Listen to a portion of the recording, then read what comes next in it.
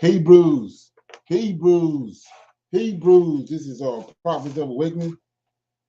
This is our advanced Bible study night, 17th of October 2023. Topic inside the class is we'll be dealing with the Watchers, Deuteronomy chapter 2, and the land of Canaan. Okay. So you can go to our YouTube channel, which is Prophets of Awakening, and check out our videos. We have a lot of videos on the channel. A lot of information is given, and the videos will connect dots for you and lead you to the truth of the Holy Scriptures. And if you like what you're hearing and receiving, I'm asking you to like, share, and subscribe to the channel. And for those that want to support the channel, you can see our Cash App at the bottom of the screen. Okay. For those that don't know, this is a non-Messianic channel, and by that, we don't deal with the New Testament or the God is in the New Testament, Jesus Christ, but we deal with the CANAAN, so-called Book of Remembrance, the Old Testament, and we deal with the Torah, the first 5 books that was given to Moses by the Lord of Hosts. Shalom and welcome to this channel, and welcome to our Israelite Advanced Bible Study. Okay. So with that being said, we're going to do our normal, which is a moment of silence, Psalms. We're going to read some current events, and then some need to know information. Then we'll open it up for some Q&A. Okay, and then we'll go into our topic. Like I said, is we're dealing with the Watchers out of the book of Enoch, and how they correlate with Deuteronomy chapter 2 and with the land of Canaan. Okay, so with that being said, this moment of silence is for the Lord of Hosts, the God that's over Israel, and all He's doing to bring about our prophesied deliverance in these last days. But Lord, we thank you for your great mercy and your great power and your wisdom, and we tarry waiting for your powerful deliverance of your people Israel. But Lord, you have given us insight into the scriptures of our forefathers, and you, O Lord, have directed us to who you are and your role in the going on of heaven and earth. When we come this day, doubtless that you will appear and that you will gather your nation from among all these wicked Gentiles. Okay. You said, O Lord, that you would remove the darkness from around us. Tarry not, O Lord, for the latter days are here. We are waiting and watching for you. Peace be on you. Okay. In the song, okay.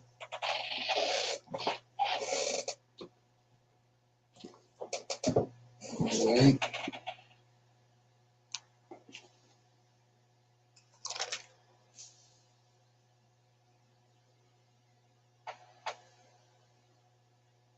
Okay, I'll read Psalm 9. It's a prayer for God's justice.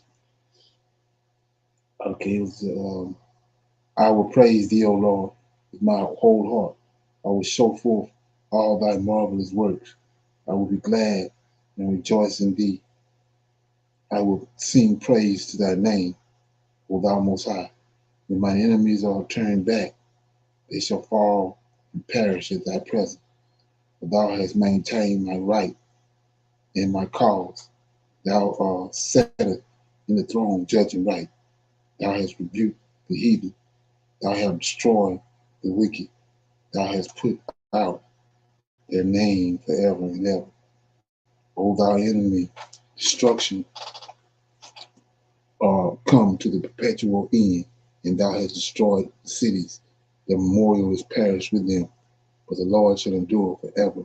He hath prepared his throne for judgment, and he shall judge the world in righteousness, and he shall minister judgment to the people in righteousness. The Lord also will be a refuge for the oppressed, a refuge in times of trouble, and they that know thy name will put their trust in thee.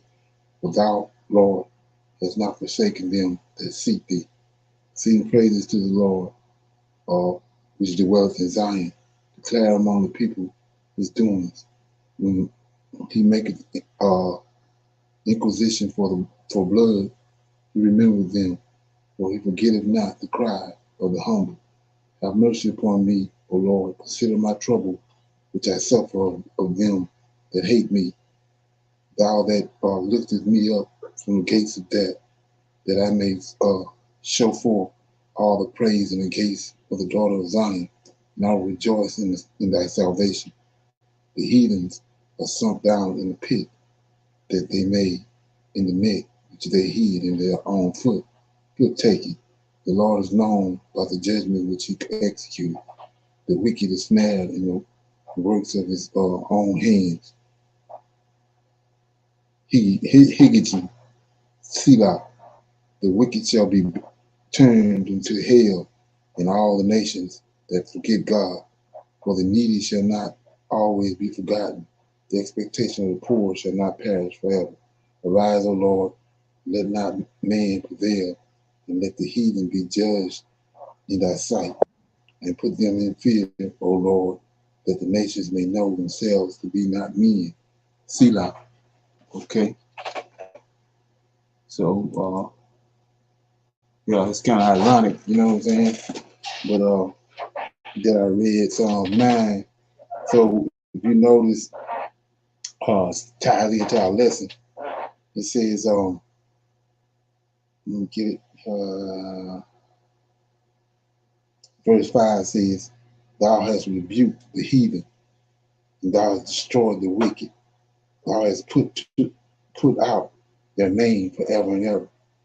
O thou enemy, destruction come to the perpetual end, and thou hast destroyed cities, and their memorial is perished with them. So what I want to do is, which is not a lot of people, it's not it's going over a lot of people's head, but it says in verse 5, thou hast rebuked the heathen. So who is the heathen? Right? So you want to know who the heathen is, you go to Genesis chapter 10, and you see Japhet's descendants, the Gentile, and then he says, thou hast rebuked the heathen, and thou destroyed the wicked. So who is the wicked? You go to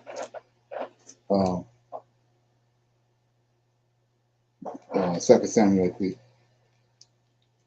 I'm going to these verses because they being read over and over again, but I don't know if you got the real meaning of what's being said and why. So it says when Nathan was told by the Lord of hosts to go talk to David concerning his throne, he tells him, starting in verse 8, 2 Samuel 7 and verse 8, now therefore shalt thou say unto my servant David, thus saith the Lord of hosts, I took thee from the sheepcote and following the sheep to be ruler over my people Israel, and I was with thee wheresoever thou wentest, and thou hast cut off all thy enemies out of thy sight, and have made thee a great name, like unto the name of the great men that are in the earth. Moreover, I will appoint a place for my people, and I will plant them that they may dwell in the place of their own and move no more. Then here we go right here. This is the punchline. Neither shall the children of wickedness afflict them anymore as before time. So who are these children of wickedness? The same ones over here in Psalm 9. The Gentile comes from what the serpent had cohabitated with Eve way back in the garden, Cain's lineage. You can trace it all the way to the boat. Once I told Noah to get a male and a female from all kind, all flesh. So he had to get a male and a female from Cain's lineage. That's who Japhet is. And then we're going, which is part of the lesson, we're going to dive into 200 angels came down and cohabitated with women and had giants. Their children were giants. So that's who the Canaanites are. The people that's in the land. When the 12 spies went to spy out the land, they said that it was the people in the land eat up the land, and the Israelites in their sight was like grasshoppers. Those are the wicked, because of the way they came into existence. It was angelic beings that intermingle with women. You got these people, and that's why we see all through the scriptures, the Lord of hosts is telling the Israelites to stay away from these people. Don't intermingle with them. Don't have nothing to do with them. Don't deal with their knowledge. None of that, because it's nothing. It ain't nothing good. It's nothing good that's coming from them. It's wickedness. So that's what, when you hear in the scriptures, enemy, that's who Israel's enemies is, are. With these people that came about by wicked means. Angels never supposed to have intermingled with humans, and when they did, you got a abomination, like the Most High said, which is not good. You can't make it good. You can't take no wafer or no water and sprinkle on them and make them good. The Most High said they're not good. Never will be good. Okay, said for us that the people stay away from. Don't have nothing to do with them. Okay. So with that being said, anybody got a comment so far? Okay, no comments. Okay, we're gonna go to current events. Okay.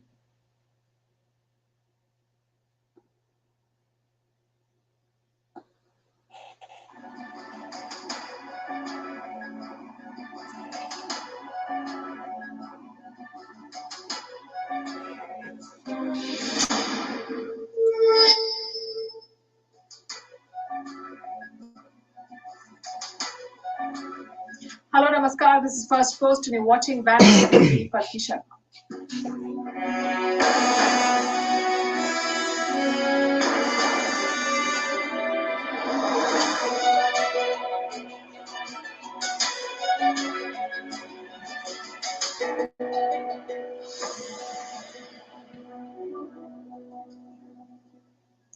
It's day 11 of the war, 9 p.m. in India, 6:30 p.m. in Israel, hours to go for US President Joe Biden to land. He will meet leaders of Israel, Jordan, Egypt, and Palestine. The US has put 2,000 soldiers on standby in case the war escalates. In Gaza, the death toll continues to rise. Among them is a senior commander of Hamas. As the crisis escalates, Iran is threatening to join the war. What will that mean for the region? Also, does Iran have the appetite for a direct war right now? Meanwhile, Netanyahu's ratings are sinking, especially as the wait for Israeli hostages continues. Today, Hamas released a video of a woman they've held captive. We'll show it to you. Also discuss the role of Egypt. From a peace broker in the past to almost a jailer now, why does Egypt refuse to take civilians from Gaza? Which countries are supporting Hamas and why?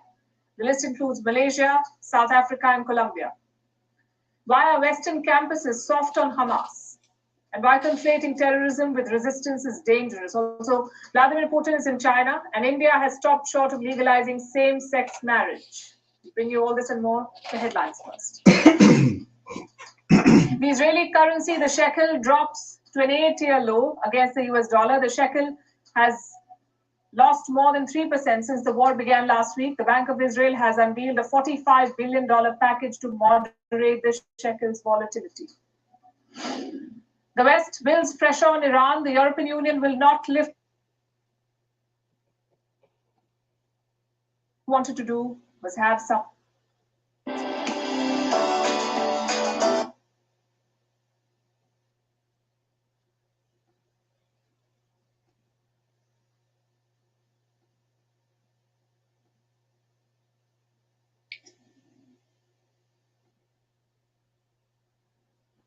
And then there's the GMC Sierra.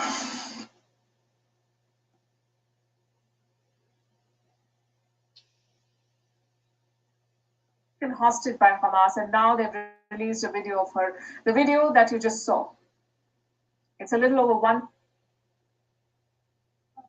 America says 13 of its citizens are unaccounted for, but it's not clear how many of these are being held hostage. Other nations too are looking at captives. Most of the hostages are children and older people. They're from Israel's border towns, the towns that Hamas attacked first. Some of them are from the music festival in Reem, youngsters who went there to have a good time.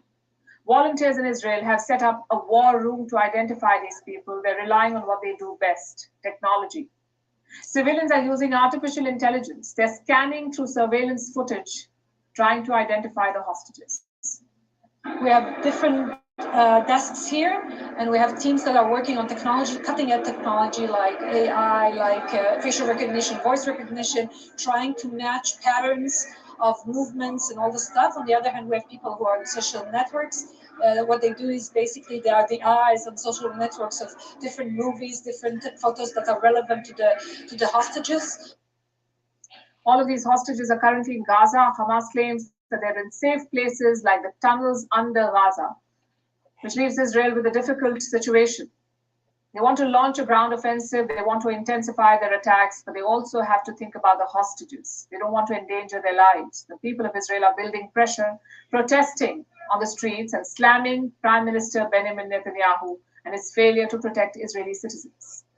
We have to admit honestly, painfully, and with a bowed head, we, the state leadership and the security establishment, have failed in maintaining the security of our citizens. We failed to implement the Arbitration Contract, the first of its kind between the state and its citizens. So what happens next? Hamas want to use the hostages as a bargaining chip. They're already, in fact, talking about it. They want a prisoner swap. They say release Israeli hostages in exchange for Palestinian prisoners. Plus, there is talk about using them as human shields if and when Israel invades Gaza. They use the hostages as human shields. As for Israel, it is no stranger to a hostage situation or to prisoner exchanges. In 2006, Hamas captured an Israeli soldier. They held him for 5 years. He was released in exchange for 1,000 Palestinian prisoners. So Israel is in a catch-22 situation right now. An armed rescue operation or an intensified attack. What should they do? Both are risky. The other alternative is a compromise, a prisoner exchange. But right now, Israel seems in no mood for a compromise.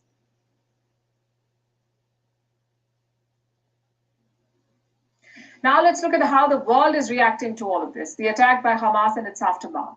How does the world see this? There are protests in support of both Israelis and Palestinians. And again, we say Palestinians and not Hamas because they are not the same. Hamas is a terrorist organization. It planned and executed the brutal attack on October 7th and then retreated into Gaza to use ordinary Palestinians as human shields. Gazans are collateral damage because of Hamas's actions. And that's what many Palestinian supporters are protesting about. But that's the people on the ground. What about their governments? The Israel-Hamas war has divided the world. There are 3 distinct camps now. First, the West, they firmly back Israel. Second, the nations that condemn Hamas but back Palestinian rights. And third, countries that support Hamas, and there are many of them that support Hamas. Let's tell you about these camps. The Western camp has America and Europe. They support Israel and its right to defend itself. They also do not criticize Netanyahu. They're refraining from doing it. Then the neutral nations, countries like India, they condemn the Hamas attack, but they also advocate for Palestinian rights. They call for a 2-state solution, the creation of an independent Palestinian state. And the third group is that of Hamas allies and apologists. Many of these players are in West Asia. The most vocal ones are Iran and Lebanon's Hezbollah group. Also Syria, they're part of what is called the Axis of Resistance. And they could actually join this fight. Then you have the supporters who do not get their hands dirty, like Qatar. Right after the Hamas attack, this was their statement. It came from Qatar's foreign ministry. It said Israel was solely responsible for the attack, and this was reprisal for Israel's violation of Palestinian rights. Not surprising at all. Qatar is the home base of top Hamas leaders. So, of course, they would take the stand. Then come the other nations who refuse to condemn Hamas. Turkey, Egypt, Algeria, and a host of Muslim-majority nations.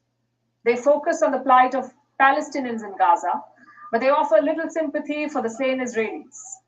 This list includes countries as far away as Southeast Asia. We're talking about the likes of Malaysia. Yesterday, the Malaysian Prime Minister spoke up. His name is Anwar Ibrahim.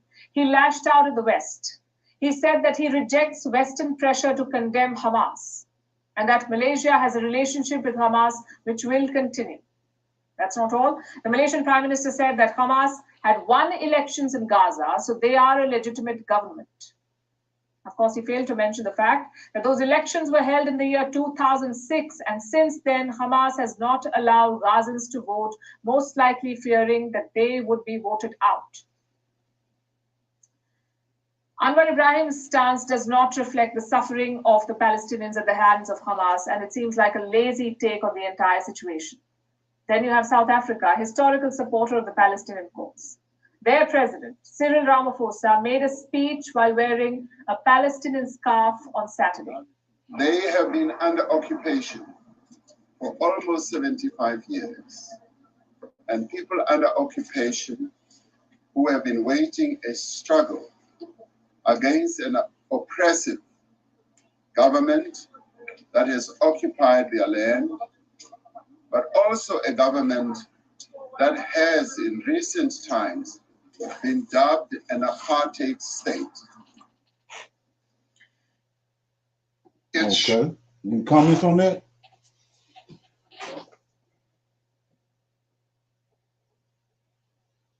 Okay, no comment?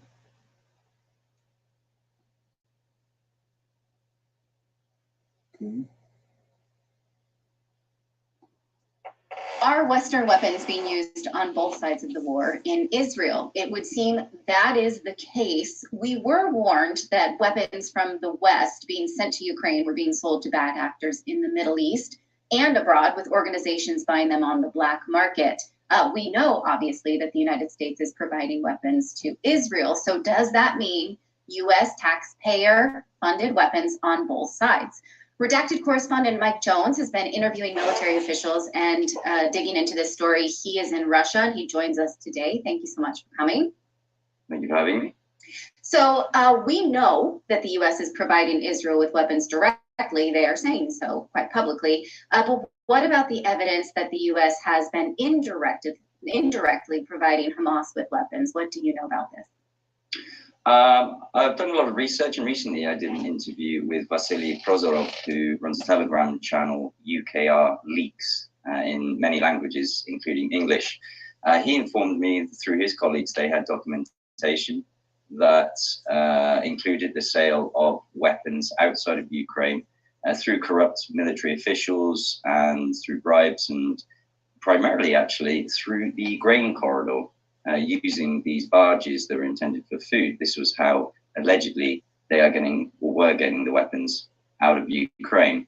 It's very interesting because I also have such information that weapons from Ukraine goes to Middle East to Islamic terrorists. It was confirmed by POWs from Ukraine. Besides, in Mariupol Department of SBU, I got several secret documents in my hands where it was said that the weapons from Ukraine, from the West, Western weapons, goes being sold to Middle East. On top of Vasily's interview, just about this time last year, people will recall the interview with Aidan Aslin that John Mark Dougan conducted, where Aidan very candidly discussed how his battalion commanders called him in to get his contacts for his Syrian or I think it was the Kurds and the rebels there. So while he was in Syria, he obviously got to know some of the fighters, and the Ukrainian commanders, as Aslin alleges, were keen to find out who these people were in order to sell weapons to them.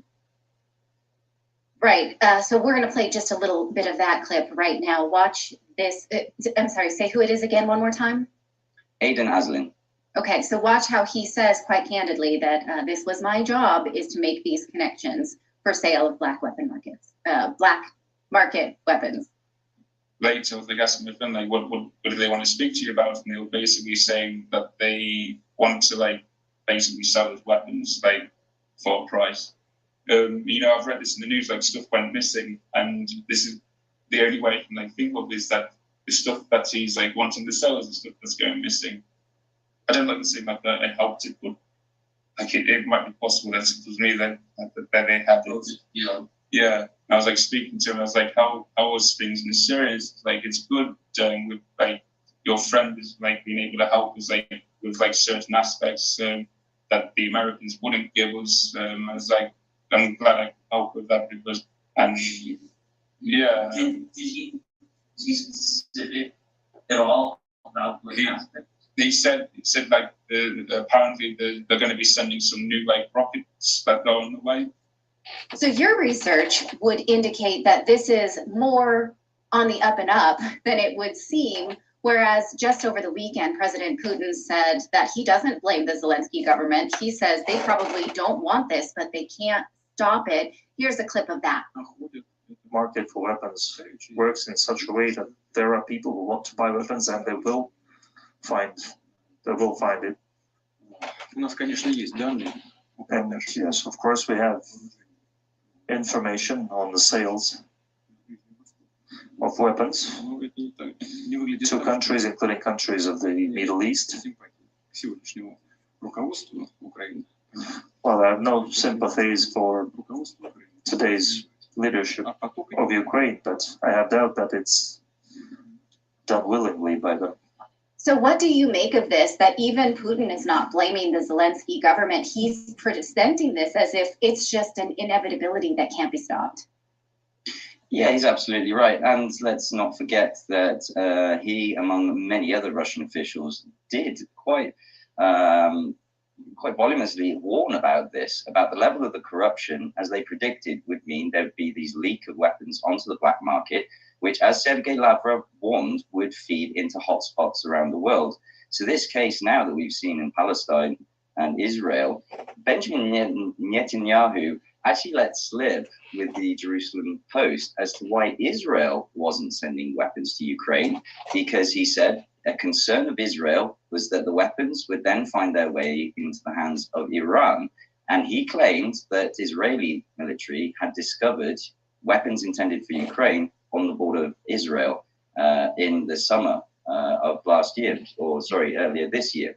So he actually let slip that this was happening. And what's also of concern is that places like Eritrea, Libya, Sudan, places in Africa, there are even reports that these rebels against the French have been using these weapons, as was clearly warned about. So whilst this has been an unmitigated PR disaster for certainly the Zelensky regime, where he's then come out and claimed that Russia captured these weapons and then handed them over to these hotspots. So that is almost comical. Right. Absolutely. And yet yeah, so listening to that, I said it over and over again that Israel is, one of the number one countries, pretty much all the countries in the world coming to Israel for weapons. They're the ones producing all the weapons, and the latest technology is coming out of Israel. And most people don't know that, but like I said, a while back, when this war started right here, we knew it was coming. We was gonna find out just where Israel stand when it comes to weaponry and they position in the world as far as their army and what they're capable of doing, and we already see it now. They have a lot more firepower and all of them. Most people assume, thinking that their little country is, Yeah, Okay, come in. Yeah, I was thinking that same stuff, man. Cause I've been watching you know how they have it on live where you can watch where they're watching you watching Israel shoot those missiles over there. And I was like Right, wondering, like, where are they getting the weapons and the ammunition? I mean, by this time you'll think they probably done ran out the way it looked. right. Yeah, yeah. They getting they the number one. When you do your research, you'll find out they're the number one. All the weaponry, all these new weaponry and machine guns, all this different type of stuff. It's being created. Technology is in Israel. They're the number one. They leading the whole world when it comes to armory and all that technology. Yeah. Is there something? So yeah, another thing I wanted to shine a light on while I'm here is that we see how I was telling you about what they did with our scriptures, how they took parts of the scriptures and put it over in the New Testament to make it seem like it's good. So up until this point, you got folks that are running. Most of the meat that's in Revelations come out of Daniel. There's so many chapters in Daniel that's missing, but so the way they worded it and what they done was you had all these Christians and lay people and all that hollering about the beast. America is the beast. America is Babylon and all that. And so now we looking at it. Like I said, you got it mentions a whore in Revelations. So who is that whore? So we know that the Lord of hosts is the king and he's the strong one that's over Israel. Well, who is this woman? Who is this bride? Israel, the true Israelites, us. We the bride. So what's the opposite of a bride? A whore. So Esau came in. That I didn't repeat it over and over again, went to the scriptures and all kind of different angles and showed you that Esau came in and stole the land. And so they was, they told the Most High to his face in Malachi that they was going to return. He told them, I'm going to kick you out and I'm going to lay this place to waste. And they said, though you kick us out, we're going to come back. We're going to return. So if they return, you got to ask the question, if that's them over there now, they not the Israelites, they didn't return in 1948, when were they there? When did they live there to return there? Because the land belonged to Jacob, not Esau. So I showed you in 70 and 143 BC. That's when the real Israelites is kicked out of the land. That's where all the controversy is coming from, because people not going back far enough in history to rightly divide that. So anyway, they were there from 143 to 70 AD. They were kicked out in 70 AD. The Israelites had been left. So that's the whore, posing as the real woman, posing as the bride. So it's not America. So what is America? Well, it talks about a whore and a beast. The whore is controlling the beast. So America and these NATO countries and these European countries is the beast. Especially now, America is the beast, because America has all the firepower in the world, all the technology. And so this woman, if you go back in history, you'll see this whore is controlling the beast. And now we see where it was written, that you have these, like I say, you got these rabbis, lay people want to say that, it's American. They say at the very end, all the nations around the world gonna hate the whore. Well, we see who it is now. Everybody, all these nations turning against Israel, not America. America the beast. And that has to be understood. It's a difference in the whore. It says it's a whore riding on the beast. She decked in red.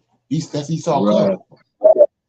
So you have to understand that. So now we see this thing is unfolding right in front of everybody's face, but it ain't coming off like it. But like I said, the way they done it was, it looked like it looked good. But now it's precise. We can see who it is they hate. All the nations of the world. Okay? America just caught up in it because of they supporting them, but they hate the whore, not the beast. Any comments on that? So Leonard, so let me ask. Yeah, so let me ask. So that's what it's meaning by America is the beast that she riding on.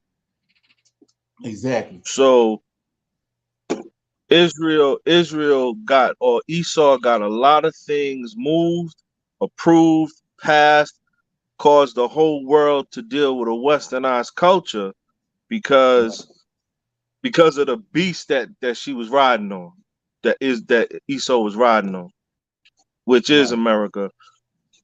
So that's why I just watched the video the other actually yesterday, where I think it was Tucker Carlson who asked Biden, can we afford to be dealing with Ukraine's war and Israel's war? And Biden was like, yo, of course we can. You know what I'm saying? We're America.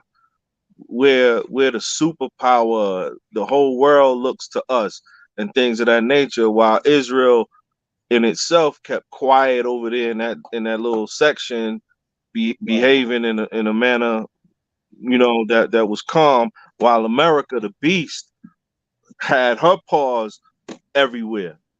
But Israel was riding that beast, right? Right. It's a whore riding. It's the beast and the whore ain't the same entity. It's two different entities. The whore is controlling the beast, and then like I was saying before, the scripture says it's not like you know, we take it, and especially what Christians take it and twist it all up, and therefore we take it and twist it because of, you know, we're not looking at it.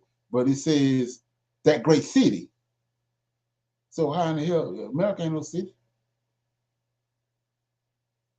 So they tell you right there what's up. It's not can't be America.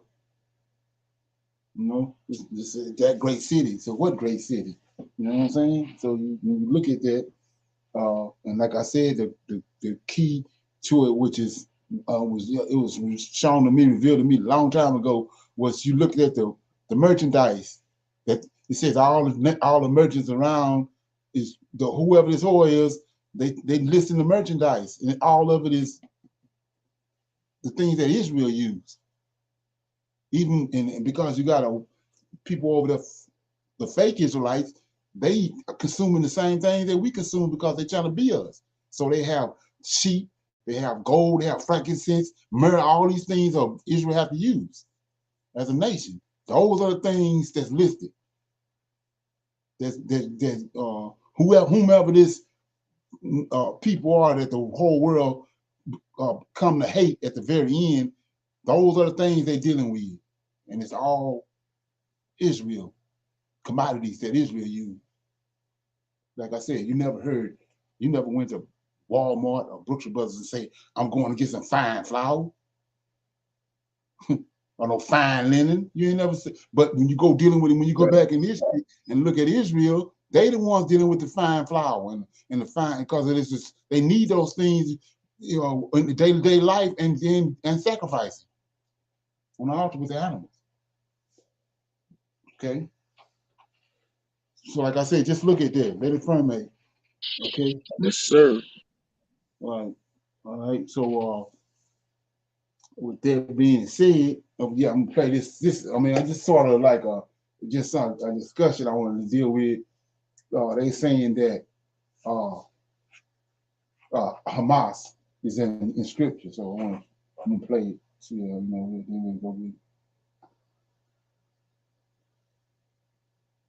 Okay.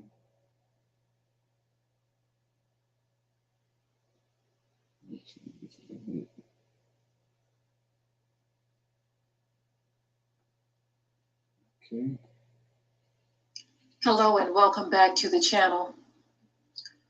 I'm going to be diving into the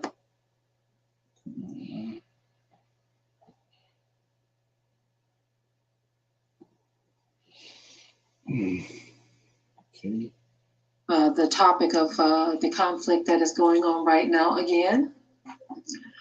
And of course, I want you all to bear with me for just a moment.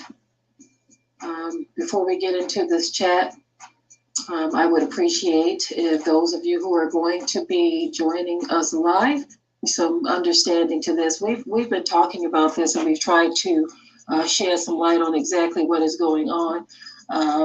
Of course, there are those who don't believe that this has anything to do with us, right? But it does, in more ways than one. There is talk that they're trying to lead us right into World War, you know what, 3. There is some major talking about that issue, but we're going to get into this, and I want you to pay very close attention to some things that I'm going to shine some light on real quickly here. Someone shared a video with me, and in the clip there was, I'm going to say, a belief that's being put out there concerning Hamas, okay? And let me tell y'all something. Right now, there are a lot of Christians who are feeling some kind of way. We've spoken to people that we choose not to get into any type of back and forth dialogue with, because you will not convince some people. Thank you, Brother Raphael. I will definitely try to do that. But there are certain things that you just don't even enter into conversation with certain people about. You kind of let them just go on and believe whatever it is they want to believe and just leave it alone, right? So I'm going to show you all Hamas in the Bible, right? Hamas was prophesied in the Bible, but it is not what you think. Not what you think at all, right? And it's unfortunate that you have people who spread a certain narrative based on Christian thinking.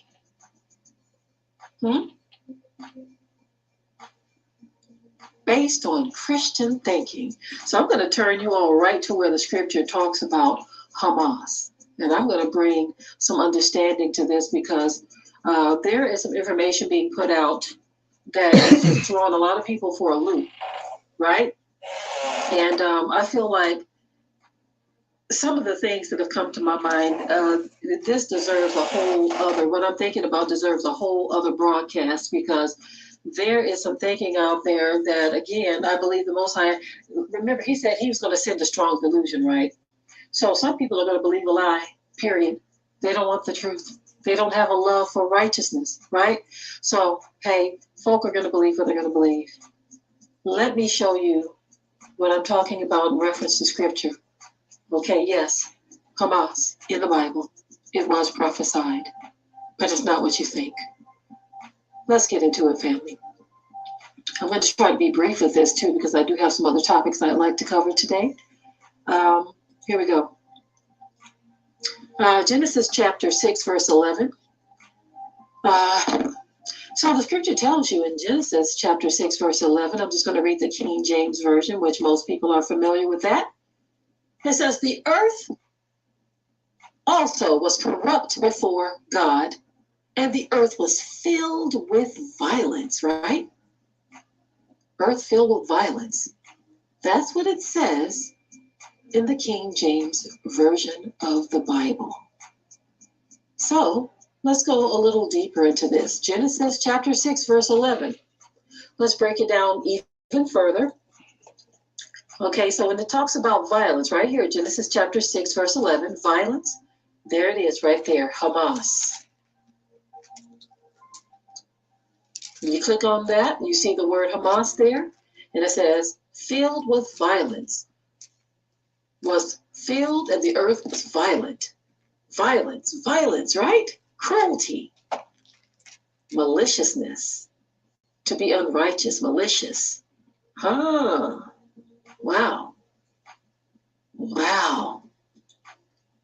But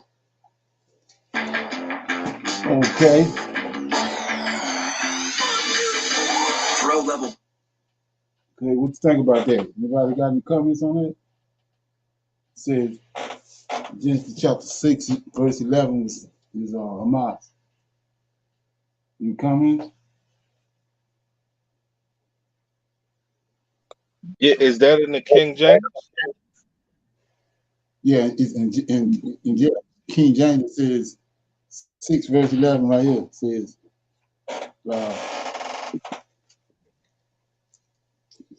the earth was corrupt before God, and the earth was filled with violence. Say that word when you translate it into the Hebrew is Hamas. Translate to Hebrew. Chamas. So so what is it? Chama? Yeah, okay. So they consider that Hamas, but the word is chamas, or right. Kaman. You know. Yeah, she said that's Hamas. She said that's the prop. That's Hamas what they're being prophesied about. That's nonsense. Look at verse 12. Look at verse 12. God looked upon the earth, and behold, it was corrupt. For all flesh has corrupted his way upon the earth. So that's before the flood. Right, and that's all flesh. So it's crazy, man. Yeah, they go. That's what I'm saying. Like, you know, there we go. The boule now. We have welcome to the boule of Hebrew Israelites. Right. You know what I'm saying? That's a prime example, you know, of how it goes. It says all flesh corrupted itself. You know, so all flesh is what they want to. It says kamesh. Right. And once again, if you ain't a Jew, I hope you understand how to say these words, you know, because you don't got enough spit in your throat to say, you know. Right. So this is where it's Hamesh. It's not Hamas, you know. Right. Okay, yeah, that's crazy, doesn't it? I'm like, wow, okay. And just some, yeah. So, anybody else got any comments on that? Yeah. So I'm gonna go to a Q&A. Open it up for any comments. Anything anybody want to talk about? They came across. They want to shine a light on it. Talk about it. Shalom.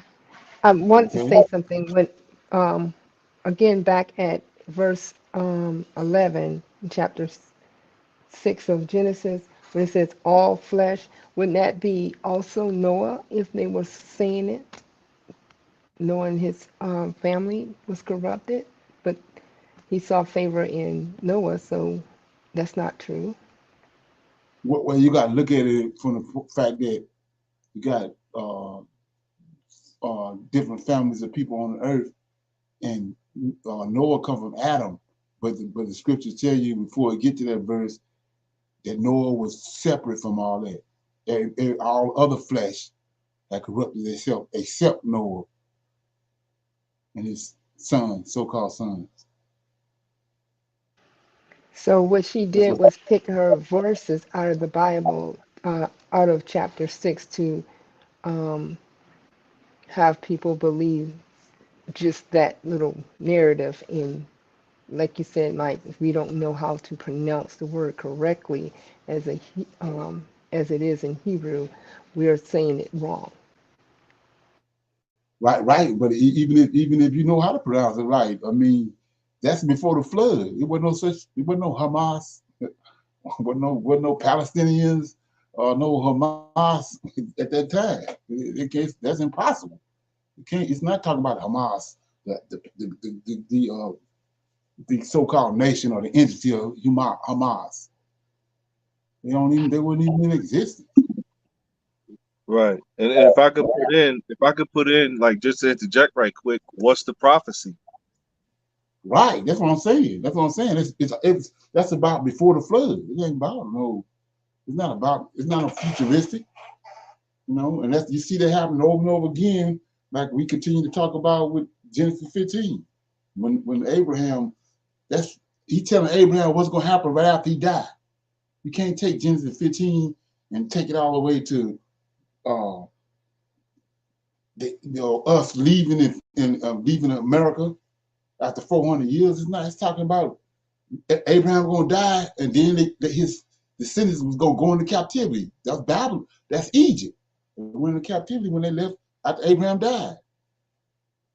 You can't if you make Genesis 15 and take it to America. Look at all the you tell me the Creator and these angels skipped over all the history of the world before that. He got other prophets. He used Jeremiah to tell the Israelites that they was going into Babylon. So why would he use Abraham to prophesy about America to skip over what Jeremiah gonna say? And what Samuel gonna do? He bring prophets on the scene to prophesy about things that's getting ready to come on the earth. You don't see no prophets skipping over other prophets to prophesy about something. He bring the prophet on the scene to warn Israel of what's getting ready to come. So, Leonard, that's why we get things like, and it came to pass. Right, exactly. Right. And we see how it all plays out in the book of Daniel, because Daniel had a dream, and the angel came. First he had the dream, the angel came, explained it to him, then they waited on it to come to pass. That's how it works. And so if you don't never see where it say it came to pass, then they tricked it off. They've been tampering with the book. So yeah, you don't see that. You don't see that when in Genesis chapter 15, because they tricked it off when it came to pass. But we see in Jasher how they keep telling you over and over again that it was prophesied by Abraham, and they in Egypt. And they keep saying we came out. Ephraim came out before time, the time that Abraham had prophesied. So what prophecy Abraham had? Genesis 15. You can't. It's not. You can't take that and go all the way to the end of time with that. You got prophets for that. They prophesied the end time. A lot of those minor prophets is the ones that's talking to us. Yeah, like Malachi and Hosea, Amos. That's who talking to us. They was around during the time right before the Zerubbabel temple got destroyed. So they're the ones talking to us. Thank you. Okay. Anybody else? Okay, I'm gonna play this right here, and then I'm gonna go into the lesson.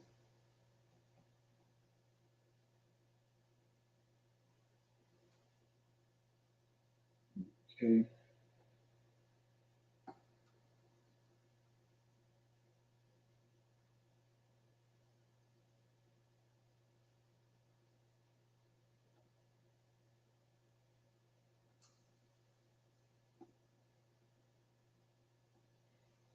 Had expressed their condolences for both Israelis and Palestinians, but instead of Hamas, it was Israel that was the object of his ire. Same with Colombia. Their president is Gustavo Petro, and he's been trading barbs with Israel. It started with Petro's reaction on the day after the Hamas attack. He said neo-Nazis want the destruction of the Palestinian people, and he compared the Israeli leadership to Nazis. And since then, he's doubled down. When Israel's defense minister compared the people of Gaza to animals, Petro said, that's what Nazis said about Jewish people. So that's all propaganda. But the thing I wanted to shine light on was Joe Biden is over in Israel, as we speak. So, I mean, people not paying attention to that. It's so much going on behind the scenes nobody's not talking about, but why would he rush to Israel? Blinken just left there, and matter of fact, he's been there twice. Now Joe Biden going. There's things that's going on behind the scenes that people not talking about. So let me talk about this right quick before we go into the class. So to show you how this worked, you say during World War I, these people operating, what we see happening right now, like I said, you got the Most High, the angels. The Most High send these angels, which are messengers, down to the prophets, tell them about things to come. That's how we get prophecies, things that's coming. So though that's a true prophecy, because the way when it unfolds that way, the angel comes, give it to the man in a dream, then he wait and get the interpretation of it. It's written down. So that's how we get a prophecy. So they have came tamper with the Most High prophecies. They got their own end time scenario, like I said before. And so you say, what are you talking about? Albert Pike. If you don't know who that is, go Google him. Albert Pike. So he's a satanic. He's all up with Aleister Crowley and John Dee and all that. They sorcerers. You know what I'm saying? They mediums and all that, or warlocks. And so he wrote already what these people gonna do in the last days. And first of all, World War One. I told you, Malachi. They told him. Esau said that though you run us out of this land, we're gonna come back in 1948. So World War One was all about Britain get control of the land of Canaan. So Britain, at the end of World War One, Britain had control of. They had all those crusades, Islam and all that was dealing with it, the land. And then, so by the time you get to end of World War One, Britain got control of the land of Canaan. Then World War II was Britain did the behind the scenes, did the Balfour Agreement and all that in World War II. And then Britain came out in 1948 and fulfilled what they had said to the Most High, to the Lord of Hosts, that they were going to come back. They came back to the land in 1948. But I was telling you how they got a plan in place. They want to build their own temple, because the Edomite can't build no temple in the land of Israel to the Creator. He don't deal with them. So, but they got a plan to build a temple, and they want to rule the world for 1,000 years from Jerusalem. But when you go back to Albert Pike, Morals and Dogma, he tells you how they're going to go about doing it. The Jews, which are these fake Israelites, a war was going to break out between them and the Muslims. That's what we're looking at. So this ain't no prophecy from the Creator. It's somewhat that, but this is what Albert Pike already said in Morals and Dogma. The last war was going to be against the Jews and the Muslims. So what we looking at?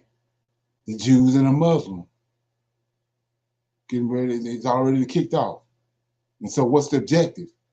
They want to rule the world. Esau want to rule the world, which is contrary to the Most High prophecies. They want to rule the world from Jerusalem.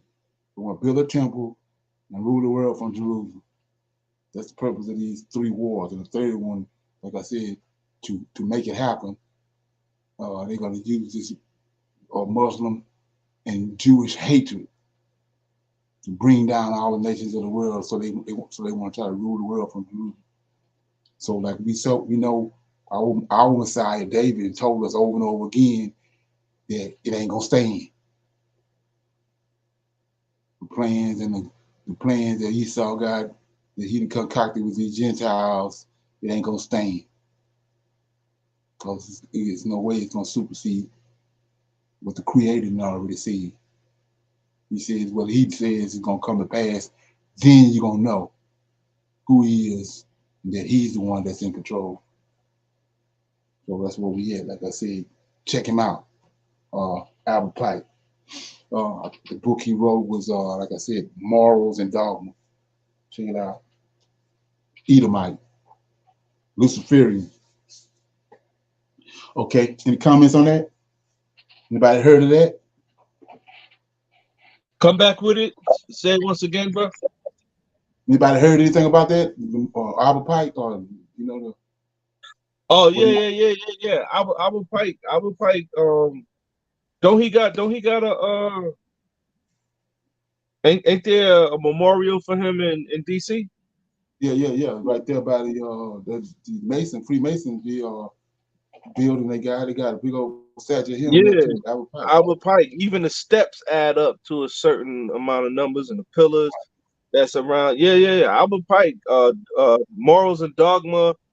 Right. He knew he the one who spoke about this Right. third world war, Right. and who was going to be. Yes, sir. Yeah, big time.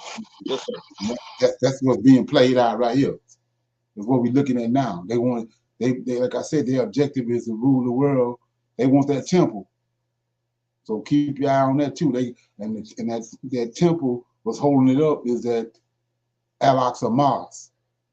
It's got to come down. So you see what's going on, all this bombing and all that. So keep that in mind. They gotta do something. They're gonna do something. They gotta do something tricky. They gotta get rid of that mosque. Right. So I was off when I was like the Dome of the Rock, but it's the Alaska Mons. Or is that the same thing? I can't I think it is. I think it's the same one. It's the second. The Al-Aqsa Mosque, which is at Dome of the Rock, is the most second holiest next to Mecca. Right. And the other one is what, the cube, right? That cube that they have to they circle around all day and count the clockwise, right? That's in Mecca. Right, Yeah, the right. cube in Mecca. Cube in Mecca. Right. Right. That's what Ramadan and all that is. They go dealing with that. Yeah. So anybody else got anything before we go into the lesson? Yeah. So like I was saying before, which I think it's a disconnect with a lot of people, because it's not made plain or clear. You keep continuously hearing the Most High say, Israel's enemies. So like I said, who are their enemies? Well, two things happen. Now we get these enemies was Lucifer, which is Samuel, came down in the very beginning of creation when the Creator had made Adam and Eve, had him in the garden. He came there, and he came there with one intent. It was to cohabitate with the woman. He wanted to get her seed. He wanted a seed. He wanted a seed line. So he got Cain. So that seed line has nothing to do with the Creator, because the spirit that's in those people didn't come from heaven. He came from an admixture of an angelic being sleeping with a human. That's a no. So that's a lineage right there in itself, which is Tubal Cain and Enoch, which is two Enochs, Methuselah and all them. Cain naming his seed line just like Adam's seed line in Genesis chapter 5. Then Genesis 6, 200 angels, after they seen what Samuel had did in the garden, later on they came down on Mount Hermon, and they got together on Mount Hermon and made a pact with each other, and then from Mount Hermon they went to Egypt and cohabitated with women. So if a man sleep with a woman and he got a household, he got a lineage, how much more so do an angel if he sleep with a woman? He got a house, he got a lineage too. That's where you get a lot of this arrogancy you see in these European people, and even in Esau, because Esau cohabitated with these people. He went and married daughters from these people. We got an arrogance about them, and that's where you hear them saying that royalty. That's where royalty come from. When you see Queen Elizabeth and all those people, they boast is that they ascended from these 200 angels. That these Europeans and these Edomites and told you did never happen. That they don't exist. That the book of Enoch ain't legitimate. But you can't, if you're trying to deal with the truth of scriptures, and you exclude the book of Enoch, you forever lost. You falling backwards in the dark. So let me read the story a little bit about what happened in the book of Enoch. So let me get it. So it says, just like in King James in chapter 6, same thing is in more detail, chapter 6 in the book of Enoch. Okay, so it says, okay, it came to pass, we just talked about that, it came to pass when the children of men had multiplied, that in those days there were born unto them beautiful and comely daughters, and the angels. So they tricked you off in King James and said sons of God. And then, you know, you got this debate going on between these nut buckets. That is, if it's angels or is it men, is it the sons of self and all this. But it says right here, it came to pass when the children of men had multiplied in those days were born unto them beautiful, comely daughters. And the angels, tell you point blank who they are. The angels, the children of heaven, saw and lusted after them, and said one to another, come, let us choose us wives from among the children of men, and begot us children. So let's go back and look at that. It says 2, Enoch chapter 6, verse 2. And the angel, the children of heaven, so these angels, children of heaven, saw the children of men. See that? 2 geographical different locations. These angels is a ball is in heaven. Men is a ball is on the earth. 2 different geographical locations. But like I say, so many people don't understand that. So then right here in verse 3 start giving you their names. Simjaza, who was their leader, said unto them, say, I fear ye not indeed to do this thing, to do this deed, and I alone have to pay the penalty of this great sin. And they all answered him and said, let us all swear that oath and bind ourselves by mutual implications not to abandon this plan, but to do this thing. So what's the plan? Come down to the earth and take them women and marry them to get children. Where they get it from? They saw what Samuel did. So you got all these people, hollering about that it didn't happen. Where they get it from? Who they saw do it? They saw Lucifer do it in the garden. And so the scriptures tell you, after the girls, women multiplied. There was one woman in the garden, but after Eve was replicated, and a bunch of them was on the earth, they came down. With one thing in mind. So 5 says, then swore they all together and bound themselves by mutual implications upon it, and they were all 200 who descended in the days of Jared on the summit of Mount Hermon, and they called it Mount Hermon because they had sworn and bound themselves by mutual implications upon it. So I want to shine a light on this right quick for somebody, people that don't, connect this dot. So Mount Hermon is right next. If you go back to, we talked about it so many times, Abraham came to this place and he sacrificed there at Bethel,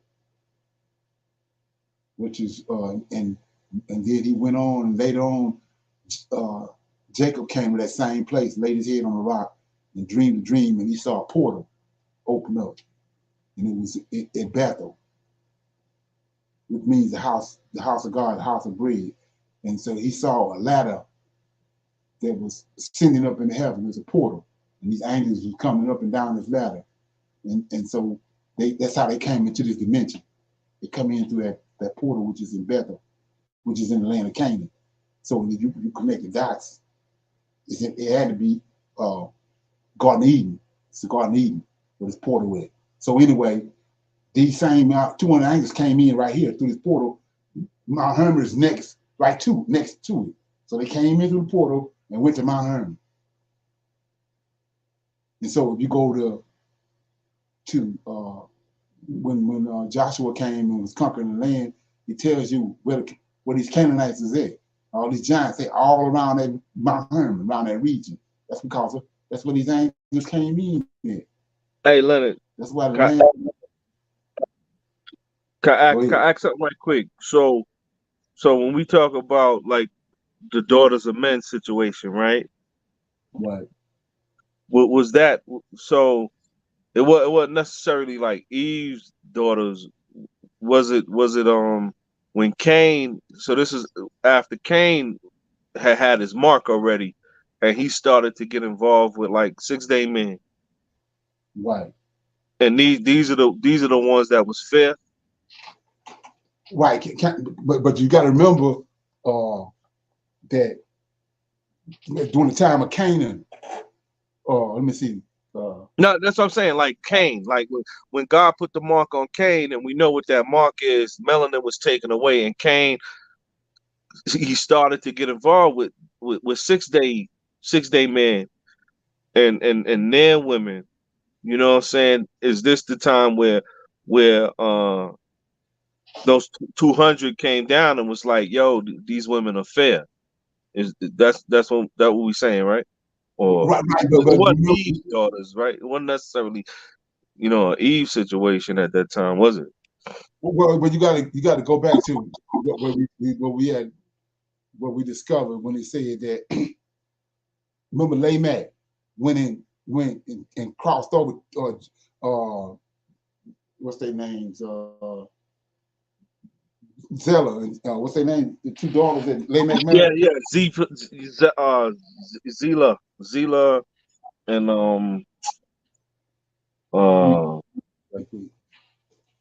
in chapter 5, Genesis. So chapter 5, no, chapter 4. Lamech took unto him 2 wives, Ada and Zillah. Ada. So that's Adam's descendants. So that's what. Okay.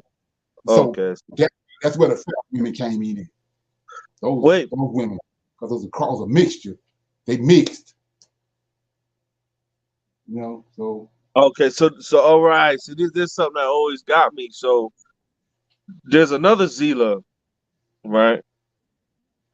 Okay. Is there another? That's what I'm asking. Is there another Zila? No. It ain't but one Zila. So that's her. Okay, so that's her, and that's from. See, that's what I'm saying.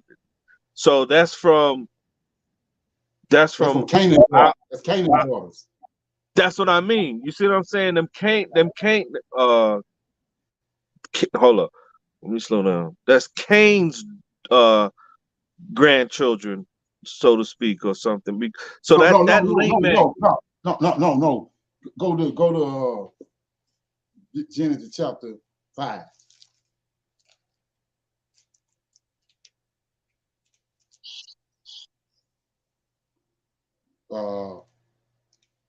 Verse 9.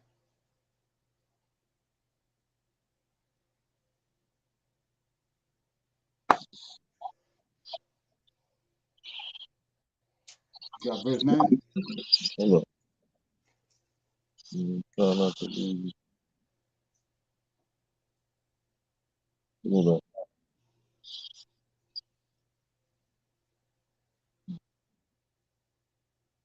Yes, sir. Yeah, so that's his daughters. Canaan. Not Cain, but Canaan, which is Adam, one of the sons of Adam from out of the 10 men. He's the Seth. Then you had Enos and Canaan. Enos had Canaan. Right, Enos had Canaan. Ada and Zillah is his daughters. Lamech crossed over and married into Canaan to Adam's lineage. Hold up. Red bone, yellow bone, bro. That's so. So that's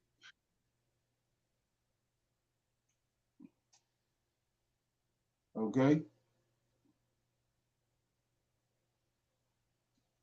So this is where so many people get crossed up as. You got Cain, Canaan, and Canaan. Canaan, the people that's in the land of Canaan. It's a man called Canaan. You got Cain, and you got Cain.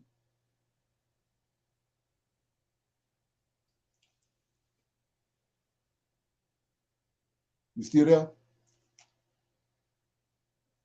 Okay. I'm back over here in Genesis chapter 6, verse 5. It says, "Then swore they all together and bound themselves by mutual implications upon it, and they were in all 200 who descended in the days of Jared on Mount Hermon. Right. And they called it Mount Hermon because they swore and bound themselves by mutual implication upon it. These are the named leaders." So this is the thing I was saying. So Enoch tells you exactly who they are. This is how the Most High works. He ain't not nothing. He ain't no esoteric. No, he tell you straight up. You know, with these prophets, when they got hold of our records, they got so much to hide. Right. So, but the question that's the question I'm asking is before Genesis 6 and things of that nature, we still had 4 when Cain was marked. Right. And then Cain went out there to create his situation. Right. So was he dealing with? He was obviously dealing with 6-day men. So we have that's what I was saying. So this mixture that you saying, that's what we get. You know, yellow bone and things of that nature. It was because of Cain that was dealing with yeah. Sorry, go ahead, sir. Yeah, Cain lineage is a mixture of the serpent with Eve, and then mixing with the 6-day man.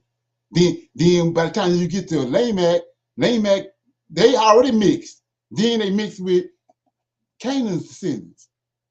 That's why they failed. That's what I'm saying. That's what I'm saying. Right. So when they came on the scene talking about these women were fair, right? It was 6-day. It was predominantly Canaan's mixture, the mixing all. Not to say that our women ain't fair, but I'm just saying it was you know what I mean. That mixture that was already taking place. That when they came down and already seen how this was playing out based off of the serpent seed, which is Cain, and how he was getting down, that they came down now and said, all right, cool. Then it, you know what I'm saying? It's for our pickings now. That's what I'm asking. Right.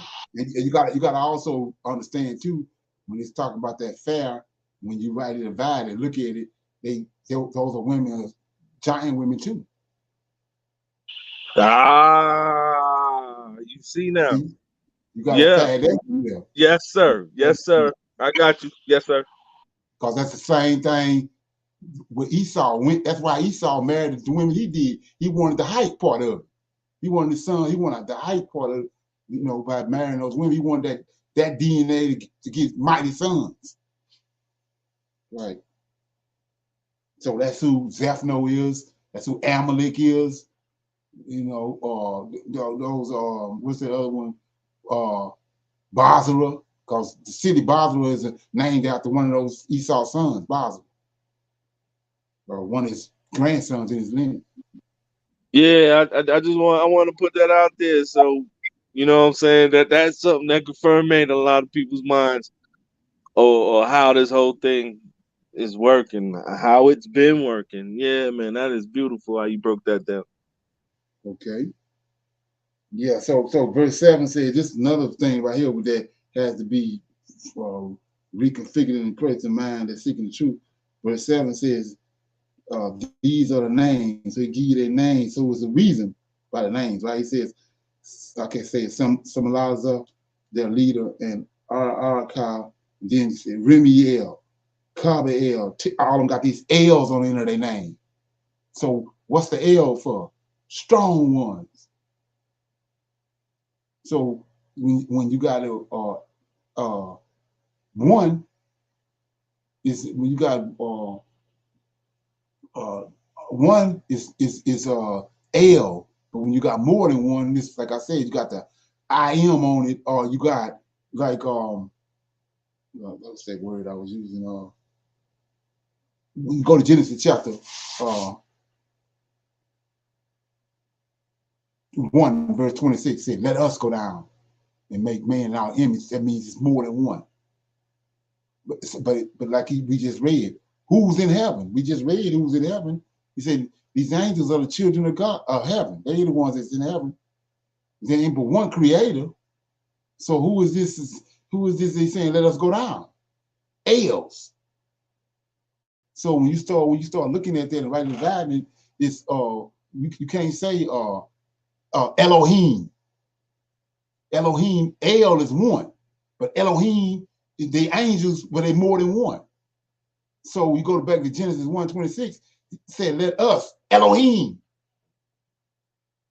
go down and make man in our image. So it's not that exclude, but that you know that word is being slid and bounced around in the church and with the Israelites. And then being rightly divided, because you know if they did rightly divide, they would know that the strong one that's over Israel, it ain't Yahweh, it's a hell. Right. Okay.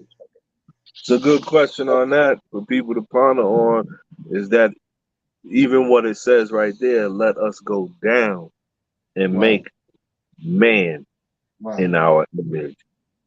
You know what I'm saying? Like, that's big. It's just saying something. Let us go down and make man in our image. Well, yeah. And another thing to do to tie that, so we see all these names that came down on the earth. They came down to the earth, 200 angels, right? So we says, then 7, Els. They ain't Els. We see their names. Then chapter 7 says, and all the others together with them took unto themselves wives. Each chose. Notice took. Same thing in Genesis. So took means sexual encounter. So, and each chose for himself one, and they began to go in unto them, and they defiled themselves with them. Then it says this is what is going on with a lot of people here, and they taught them. They taught them charms and enchantments and the cutting of roots. So they taught. So what you can't teach somebody without, you got to have some kind of system in place. Like today, I told you, from time you get 1 year old, you get to 6, go from 6 years old to 18, they got a school system in place to brainwash you, which is the beast system. Everybody waiting on it, but you already dealing with it. From time you get 6 years old to 12, everything you know has been given to you by the system they got in place. So we see right here, these 200 angels taught people. So they got a system in place.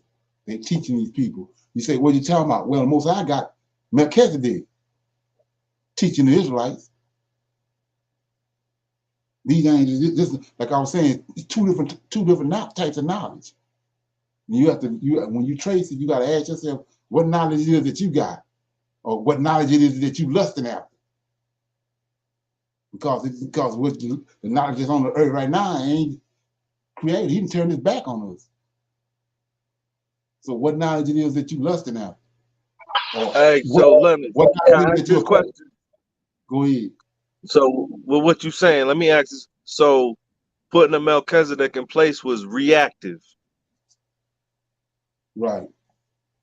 It was a reactive situation, and what he seen was already happening, and he needed to put a teacher of righteousness in place now to counterattack what was already taking place in this system. So we got a Melchizedek that was always there to give us an alternative understanding to what these people was doing, because we knew that what they was going to do, that seed that they was going to plant was going to fester, was going to grow like weeds. Right. See what I'm saying? It was going to grow like weeds. So you had to have, you know what I mean, a true fruit that was going to be there. You know what I'm saying? For the layman people to understand, You know what I'm saying? You had to have that there in order to counteract this weeds that was just gonna grow wild, right? Right. So I'm in the book of Jasher right here. Like I said, I was connecting dots. So we were just talking about Canaan. You got Cain, C-A-I-N. Then you got a man called Canaan, C-A-I-N-I-N. Canaan. That's how the Adam lineage. Then you got Canaan, C-A-N-A-A-N.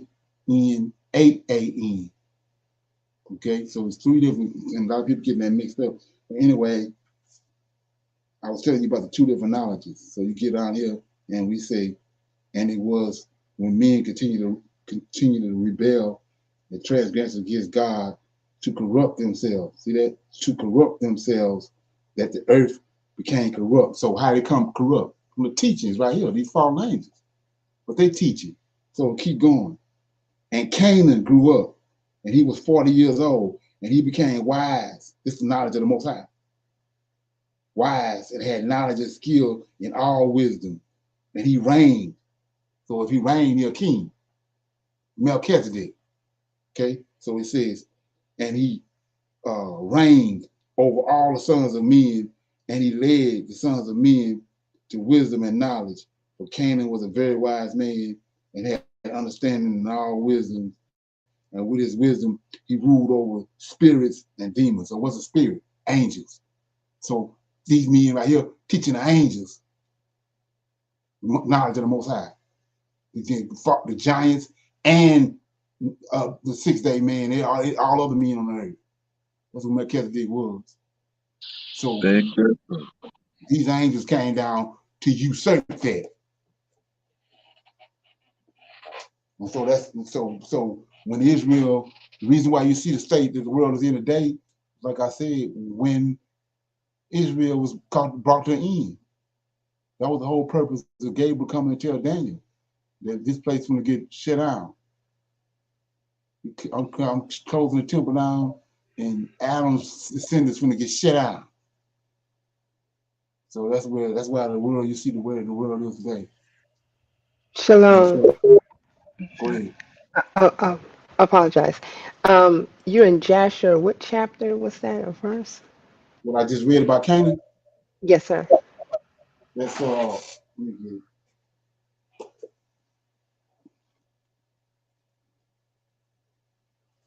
Chapter 2. I started at verse 10. Thank you. Right. So yeah, so and this Canaan right here, is same Canaan that Lamech, which is two Lamechs. Adam got a son called Lamech, which was Noah's father, but Cain got a son called Lamech too. And Lamech, the Lamech from Cain came to Canaan. And because he saw the state that Cain descendants was in, and he wanted to know why. Why was they over here and shining, and they over here with a shadow over them, like they had been shunned. So Lamech went to Canaan with hard questions, and so they ended up becoming acquaintances, and that's how Lamech ended up with Zillah and Ada and Zillah. They out of Adam's lineage. So let's look at that right quick. So we see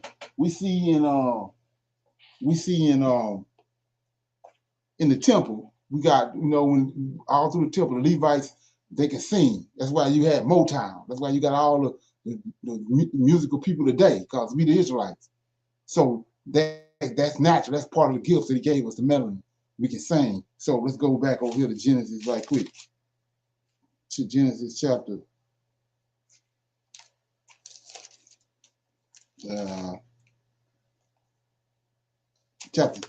4.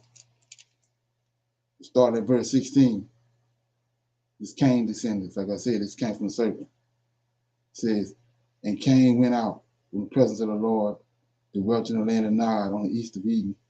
Cain knew his wife, and she conceived and bore Enoch, and he built a city, called the name of the city after the name of his son Enoch.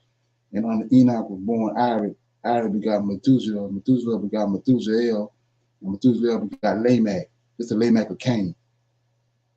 And then it says Lamech took unto, so it's a whole bunch of stuff in between these verses that they took out. Lamech took unto him 2 wives. The name was Ada, and the name of the other was Zillah. We know now that that's Canaan 2 daughters. But check it out, the next verse. Ada bore Jubal, right? He was a father of such as dwell in tents and such as have cattle. Then 21. His brother name was Jubal, and he was the father of such as handled the harp. See that? So where he get them skills from? Cause of Ada and Zillah. It's in their lineage. We know that from what the Levites doing. David playing the harp. This is how they got it. See that? So when you go back to the book of Adam and Eve, we see that's how they lured them off of the mountain. The same skills right there. They became musical, just like because they crossbred with each other. They crossbred over in Adam's lineage. Ain't this something? Okay. Everybody All right, good? so let's go there. Let's go there then. Right. So the crossbreeding in the Adam lineage, this is before the flood. Right. That's all. That was before the flood. That was so somebody was asking something about Noah, I guess. When they not like asking about what Noah's lineage is and the purity of what Noah was and things of that nature. Oh yeah, she asked that. That's what I was saying. And then when you understand that, Most High, Most High answered that when he told him Noah is, you know what I'm saying? He says Noah is perfect in his generation. So what do you mean? He didn't get mingled up. His blood wasn't mingled. But everybody else, Noah was the only one left, and him and his sons was the only ones left that hadn't been tainted. So he's talking when he says perfect in his generation, DNA. So that's his DNA.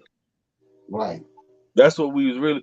So for the folks that believe it had something to do with something else, it really didn't. It was about his physicality. It was about this man's DNA. Right. So when you go to Leviticus, and then you see how all these requirements that he giving them when it comes to the priesthood, because when you understand, he took the priest and Aaron's seed and the Levites to himself. They got to be around him. Well, they got to be perfect when they coming around him. Which means that coming all the way from Adam, they ain't been tainted. So you say, well, what are you talking about? Well, he told them you can't have no man with no receding hairline, which is a defect. You know what I mean? So you can't have a man with a big ass nose, big ears, big John. So you say, what you talking about? Well, where are they coming from? The giants. Giant DNA. The DNA to mix. Alteration in your DNA. They can't come around him. They Right. can't come around him. So go to the animals. What do you tell him? You can't bring no defiled animal up here. You can't have no animal defective animals. Right. Even in that case.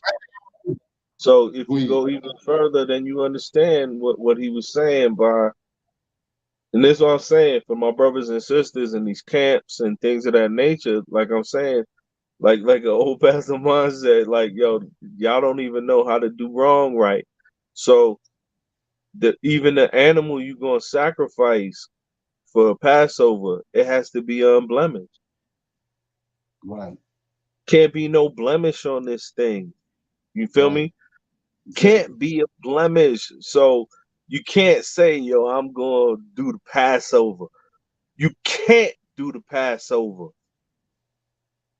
Right. You know what I'm saying? You gotta have an unblemished animal and you gotta raise it up for 14 days. Right. So you gotta can't know. You gotta know his life. You gotta know the animal's history. Thank you. You know what I'm saying? And then understand how you gonna do everything. So this is what I'm saying. I'm sick of people thinking that this is cute. Ain't nothing cute about this. This is Right. sophistication on the highest level that you could ever think. Exactly. All right, I'm sorry. Yeah. Shalom. And I just want to indicate that how you go about it, and once the blood touches something else, you become unclean. How you have to go procedurally do what they say do in cutting and taking out of each organ and the way you have to clean it. Those are a lot to go by and to do it correctly, unless all was for naught. You right. You right on that. And that's what I'm saying. Like, excuse me. Like Leonard is constantly stressing to us how we are supposed to be meek and things of that nature. So God says something that was the most interesting point. The scripture is, "Be ye perfect, for I am perfect." Then how do we reach perfection?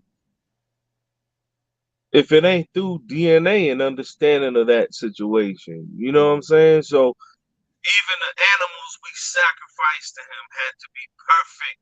Right. You see what I'm saying? So Right. that's something that's supposed to stay humbling us and keeping us in sackcloth and ashes. That's number one.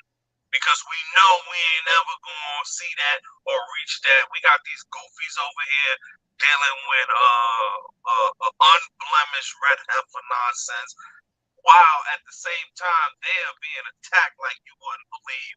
So we know that's cap. We know that's foolishness. So this is what they're giving us is foolishness. So we stay confused and understanding. But our God said, "Be ye perfect."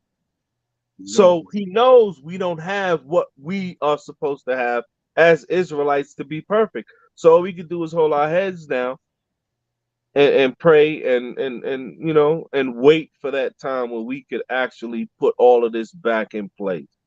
You know, that's all we can do Right. in all actuality. Right. So even with uh, dealing with, we understood that what the New Testament is, so we only deal with the old, right? So even Moses ain't know what the hell that happened from the time. All he knew was from what he when he was born till where they was at when they came out of Egypt. So that's how you get the Tanakh. These angels came and told him, specifically Michael came and brought him up to par on mountain, told him.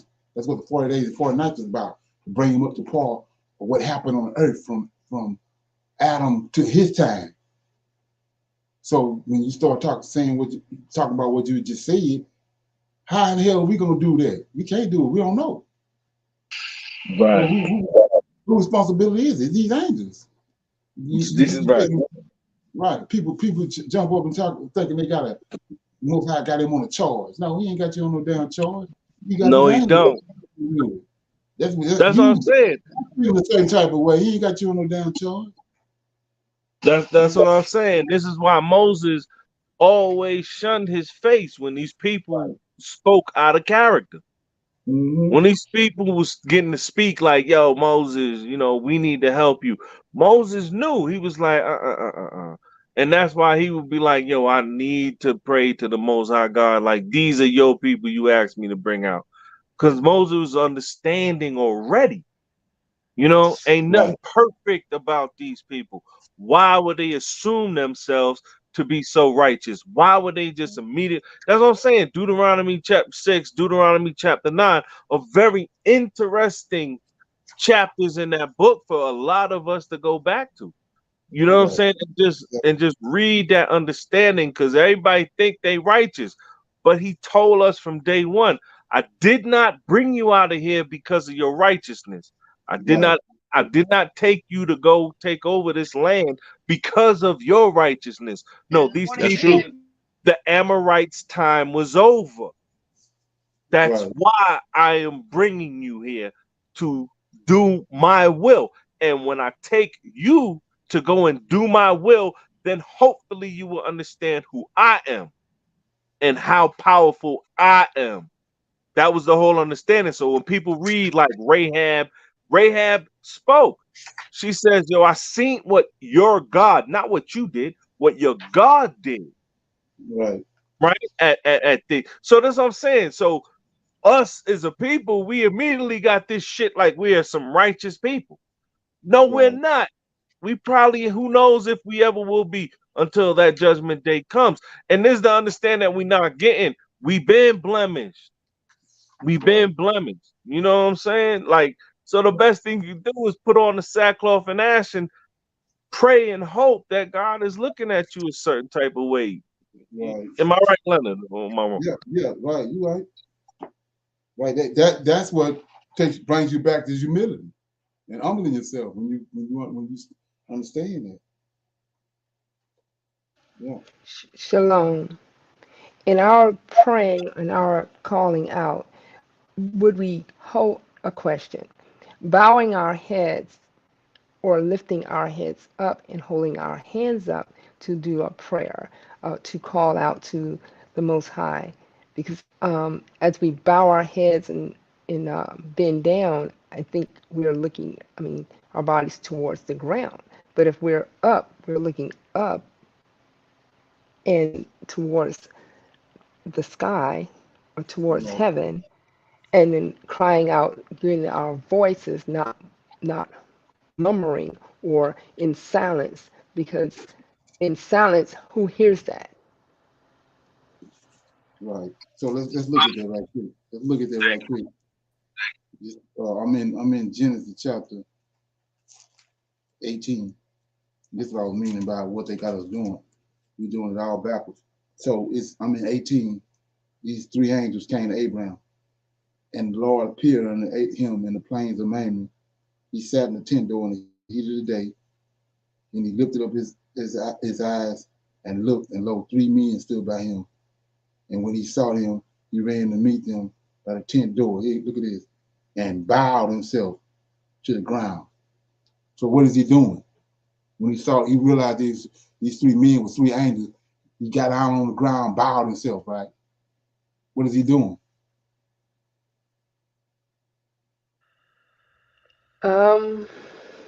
Worshiping. Worshiping?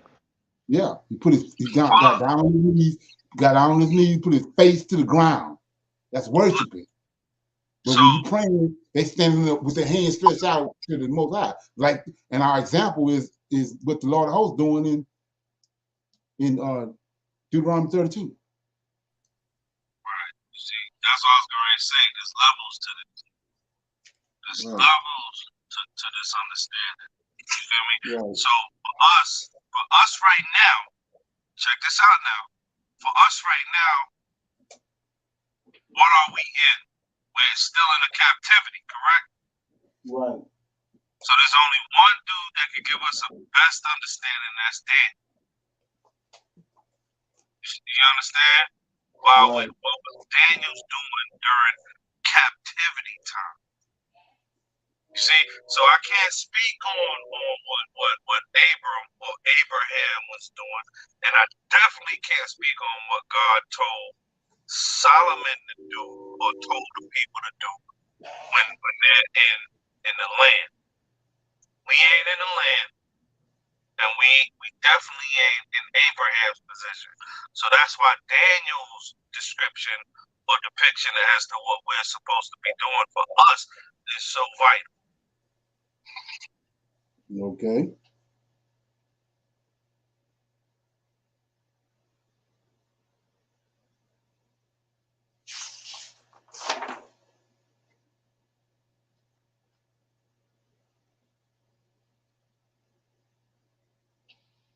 Anybody got anything else?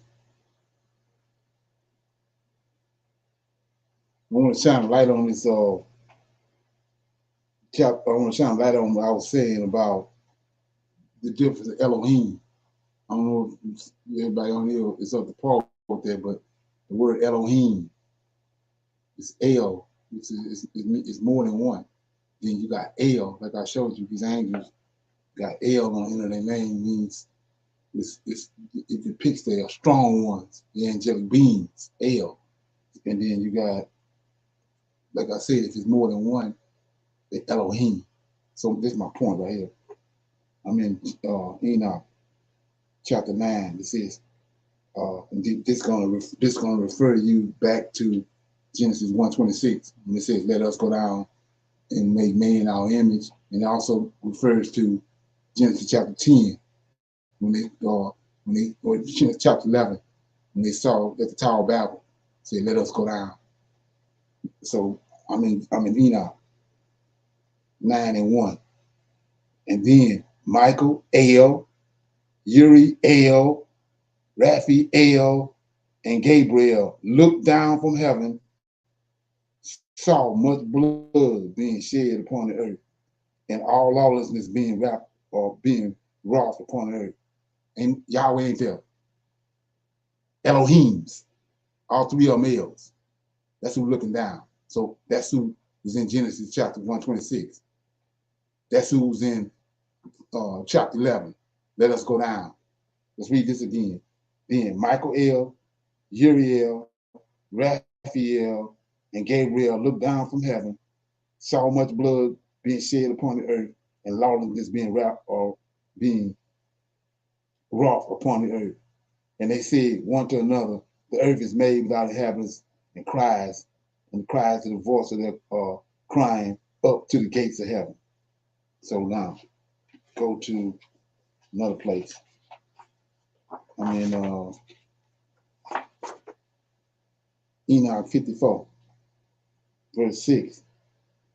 And it says, Michael, El, Gabriel, Raphael, Pheniel, Saul shall take hold of them on that great day. So this at the end of time. At that great day, the fallen angels, and they shall cast them into the burning furnace, that the Lord of spirits may take vengeance on them for their unrighteousness, and in becoming subject to Satan, and leading astray those who dwell on the earth. So we see right here again, Michael, El, Gabriel, Raphael, and Pheniel. Ain't no Yahweh ain't there. It's Elohim.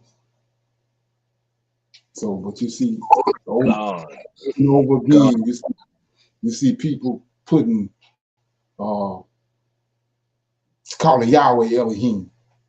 They're using that word in association with Yahweh. But it's a plural word. It's more than one. This is who this Elohim is. Michael, Gabriel, Raphael, and Pheniel are in the mixture of that, those seven angels. Yahweh not included. That's what I mean. So that's how they put that word God there. You know what I'm saying? So everybody looks for this word God, not understanding what it means. Right. Shalom. Exactly. Those ones that you mentioned with the L, are there the archangels? Are there 7 archangels? Can I get my interpretation, London? Yeah, go ahead. Yes, sir. There is no. This is what I'm saying. This is also a part of. So that understanding about these archangels is Catholicism. It's a Catholicistic understanding about this thing called archangel. There's no such thing as an archangel, number one. But their perception or their interpretation of an archangel is he is the leader of the rest of the holy host. You see what I'm saying now? So when they put that word ark on it, they're pretty much slapping themselves in the face when they're dealing with people like us, because we know there's only one Michael. You see what I'm saying? So Michael, in their perception, there is only one archangel. There's only one leader of God's army. There is only one Lord of hosts, Isaiah 43, 44, 45. There's only one. And that's what they consider an archangel. So it was Remember now, it's on their consciousness to say whatever it is they want us to follow. So if we're talking about an archangel, so if I'm gonna use Edomite or Gentile terminology and we're dealing with what's an archangel, then the understanding is that there's only one Lord of hosts. That's pretty much all it breaks down to. So this whole archangel thing is just something that these, Catholics and things of that nature made. But there's only one leader that leads God's army, and his name that we established, that I don't believe it is, but anyway, it's easy for us to say his name is Michael. You see what I'm saying? So that whole archangel thing that they created is based off of that. So what they're really telling us is that there's only one quote unquote archangel. So this like he told us, there is nobody beside, there is nothing besides me. I am the Savior. That's Michael. There's only one. Gabriel can't play that position. Raphael can't play that position. Uriel can't play that position. None of them could play that position that he was ordained with. But they'll tell us about this ark thing, and it keeps us confused in the understanding as to how our scriptures is telling us who he is. Does that make sense? On my own. Sis. Yes. Yes, it does. And being that, again, more research need be done because I did think that it was archangels, the seven archangels, how when I No. looked it up. And then as it went to one is for healing, one is for strife, one, they went through all the little details on each one of the angels' um, responsibilities as watchers Who over us. that's what So I'm saying. it was in a when I put it in for YouTube, that it popped up like that. So they had Yeah. various things on it. Like understanding our culture, there's no such thing as an ark. You understand? We have it's hard enough for us to understand this shit with dealing with their terminologies of language, i.e. English in the first place. So when we're taking that, then there's a lot of questions we need to have. But like I say, in their scripture, I'm gonna say it again, in their scripture, we have Isaiah 43, 44, and 45 that speaks of a creature, right? It speaks of a creature that is pretty much telling you who he is and what he is and how nobody else has his position. No one has his position. So now when they speak about archangels, then that's just another downplay of this creature's position for us to believe that any other creature can have that position. That's not how it works. So that's why I call them they're creatures. I don't know what they are, right? But if I'm reading the scripture properly and I'm gaining an understanding in it, it's pretty much telling me there's nothing else that's like this one specific creature. Yes, sir. So when we're talking about how there are multiple archangels, and according to Catholicism, and they could use whatever they want to use, but for us, we can't do that. We can't do that. So I don't know what an ark is and things of that nature, but I know what this specific creature spoke to my ancestors and told them who I am and nobody else and all these other creatures question Isaiah 43, Isaiah 44, or Isaiah 45. You see what I'm saying? Yes, and thank you for enlightening me again on that. Um, I just noticed in the chat that this person, JD, sorry, brother, wants to come up or say something, Brother Leonard, in the chat. He's No, I don't think he gonna come up. Oh, okay. All right. You're thinking might Hey say Leonard, that. hey Leonard, hey Leonard, tell him to holler at us if he can. You know what I'm saying? Find us, Prophets of Awakening on Friday. Shalom, everyone. Brother Leonard, I Yeah. think it's Joyce that's backstage. That's Joyce. She's been sitting backstage for you to bring her up. Are you able to see her? Okay. Yeah, I got it. There she go. Shalom, everyone. Okay. I missed a lot of points there. Yeah. Shalom, sis. Shalom, sis. Shalom. Shalom. Yes, sir. When we, Brother Leonard, when you talked about the those angels coming down and getting with the women, the the creatures and all of that, and the women having these giants, all of which like Amalek, wanting the power, wanting to be, an assessor. So and we look back at Tobit when Raphael was sent down to heal Tobit, and through his son Tobas was able to see him, and he was able to go with him to media, and he was able to heal Sarah because every man that came unto her died when they tried to come unto her and never lived. And Rigel started to make the grave for Tobas, but Raphael had told him what to do with the ashes and the fish, and that Satan would come up and that he would take care of him, in which he did. So to come down like he did in a form where Tobas could see him, could walk with him, could, believe him until they came back.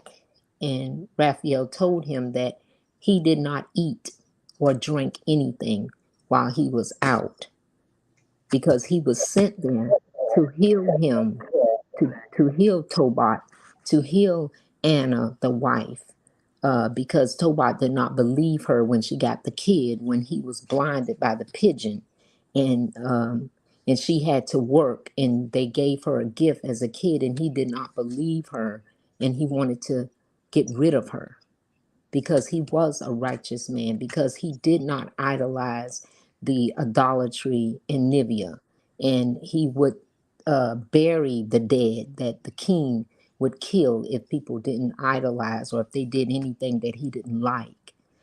So these angels, like you talk about, the 1L, the Raphael, the Gabriel, the Uriel, all in which you talk about, Michael, in their positions, and the only thing that they do that is appointed, that is their job to do, and the Catholicism that try to always emulate in a different way when they put the art, like you said, Michael, on it to be greater, to be bigger,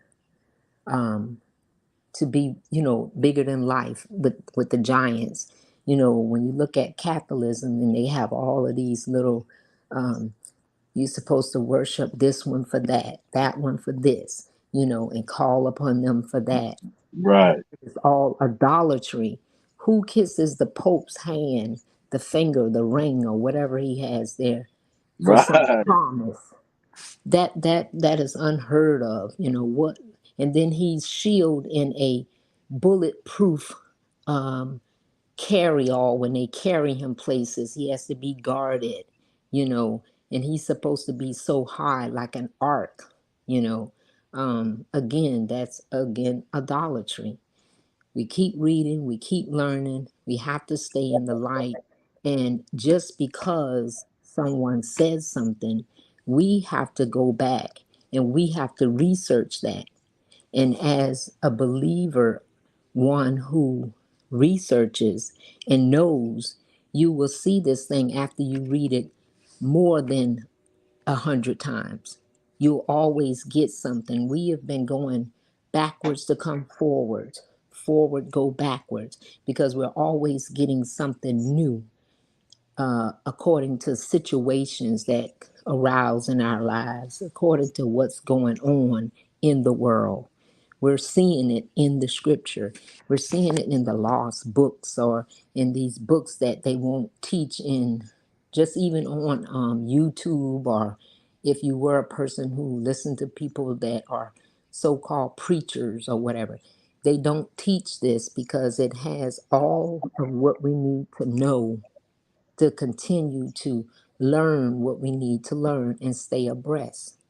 When we were talking about the uncleanliness and the blemish that we have, and the gene and the genetics of starting from the garden, like we've been taught, like we've read, like we know, that this gene that goes through us, and you said it, Mike, all we can do is to pray and hope that when David comes back and there is the judge and he will be the judge, that it is in him that he will say, you know, again, this is, this is someone who is worthy of this.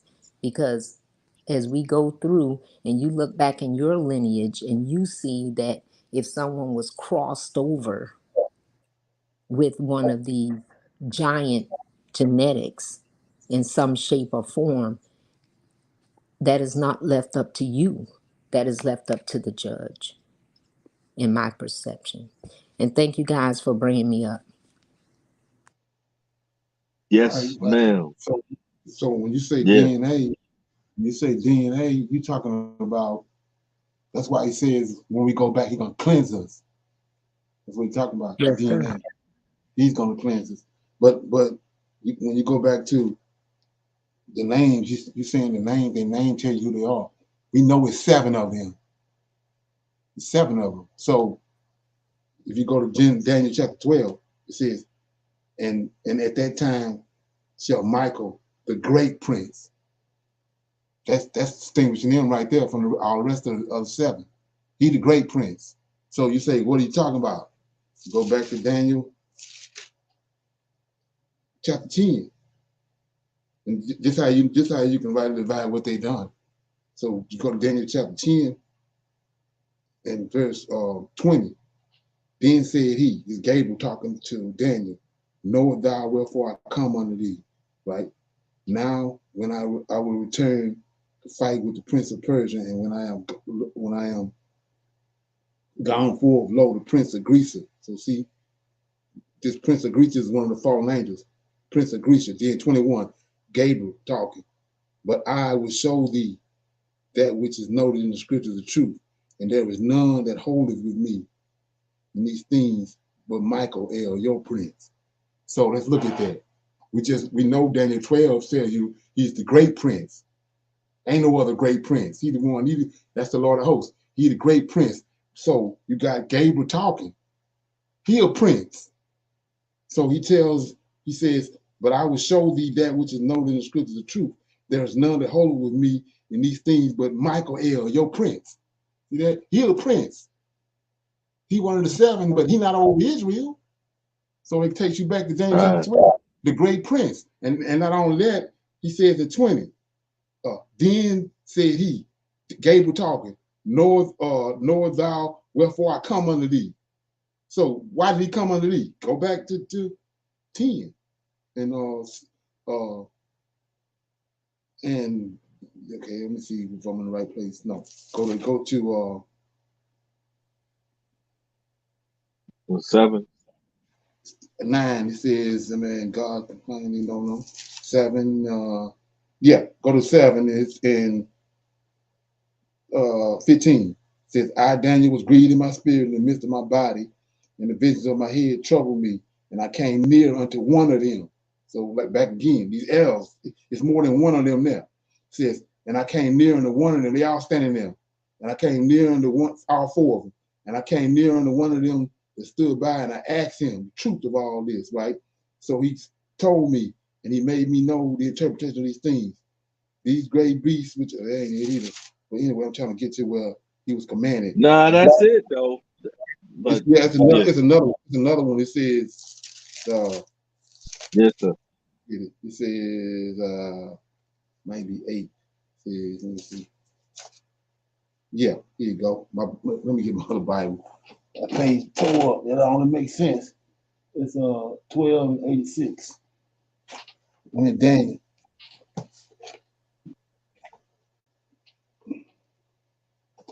Daniel. Let me get it. Okay, 12:86. Yeah. So here you go. So this is Daniel chapter 8, verse 15.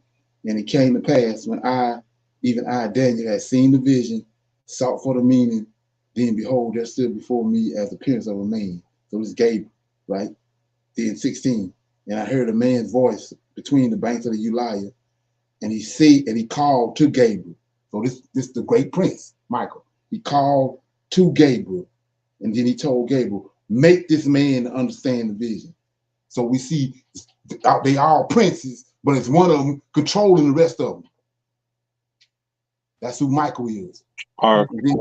So he said 17. So he came near. See that? So he told him in 15. Then Gabriel listened to what he said.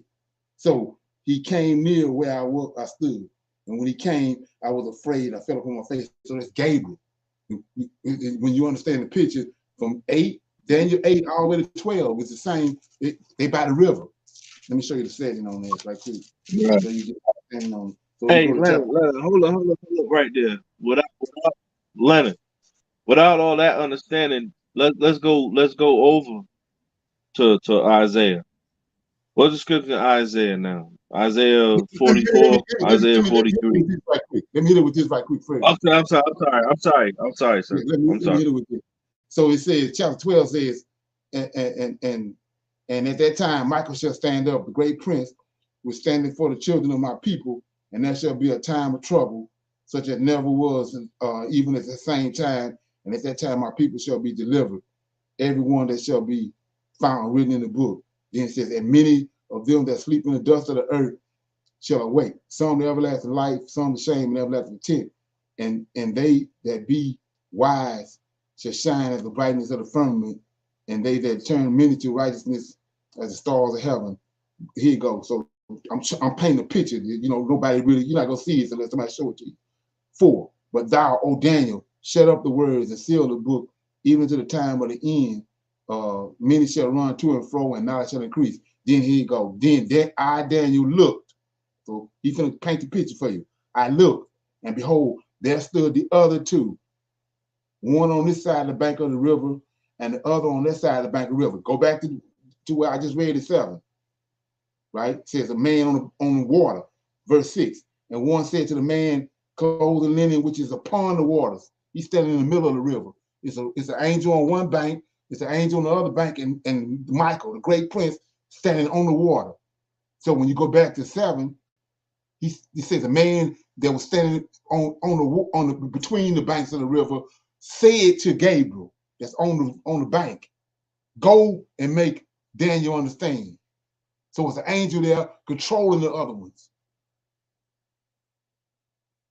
So what I'm trying to show you is with the same 4 angels that I showed you in Enoch, these are the same 4 that's in the cloud.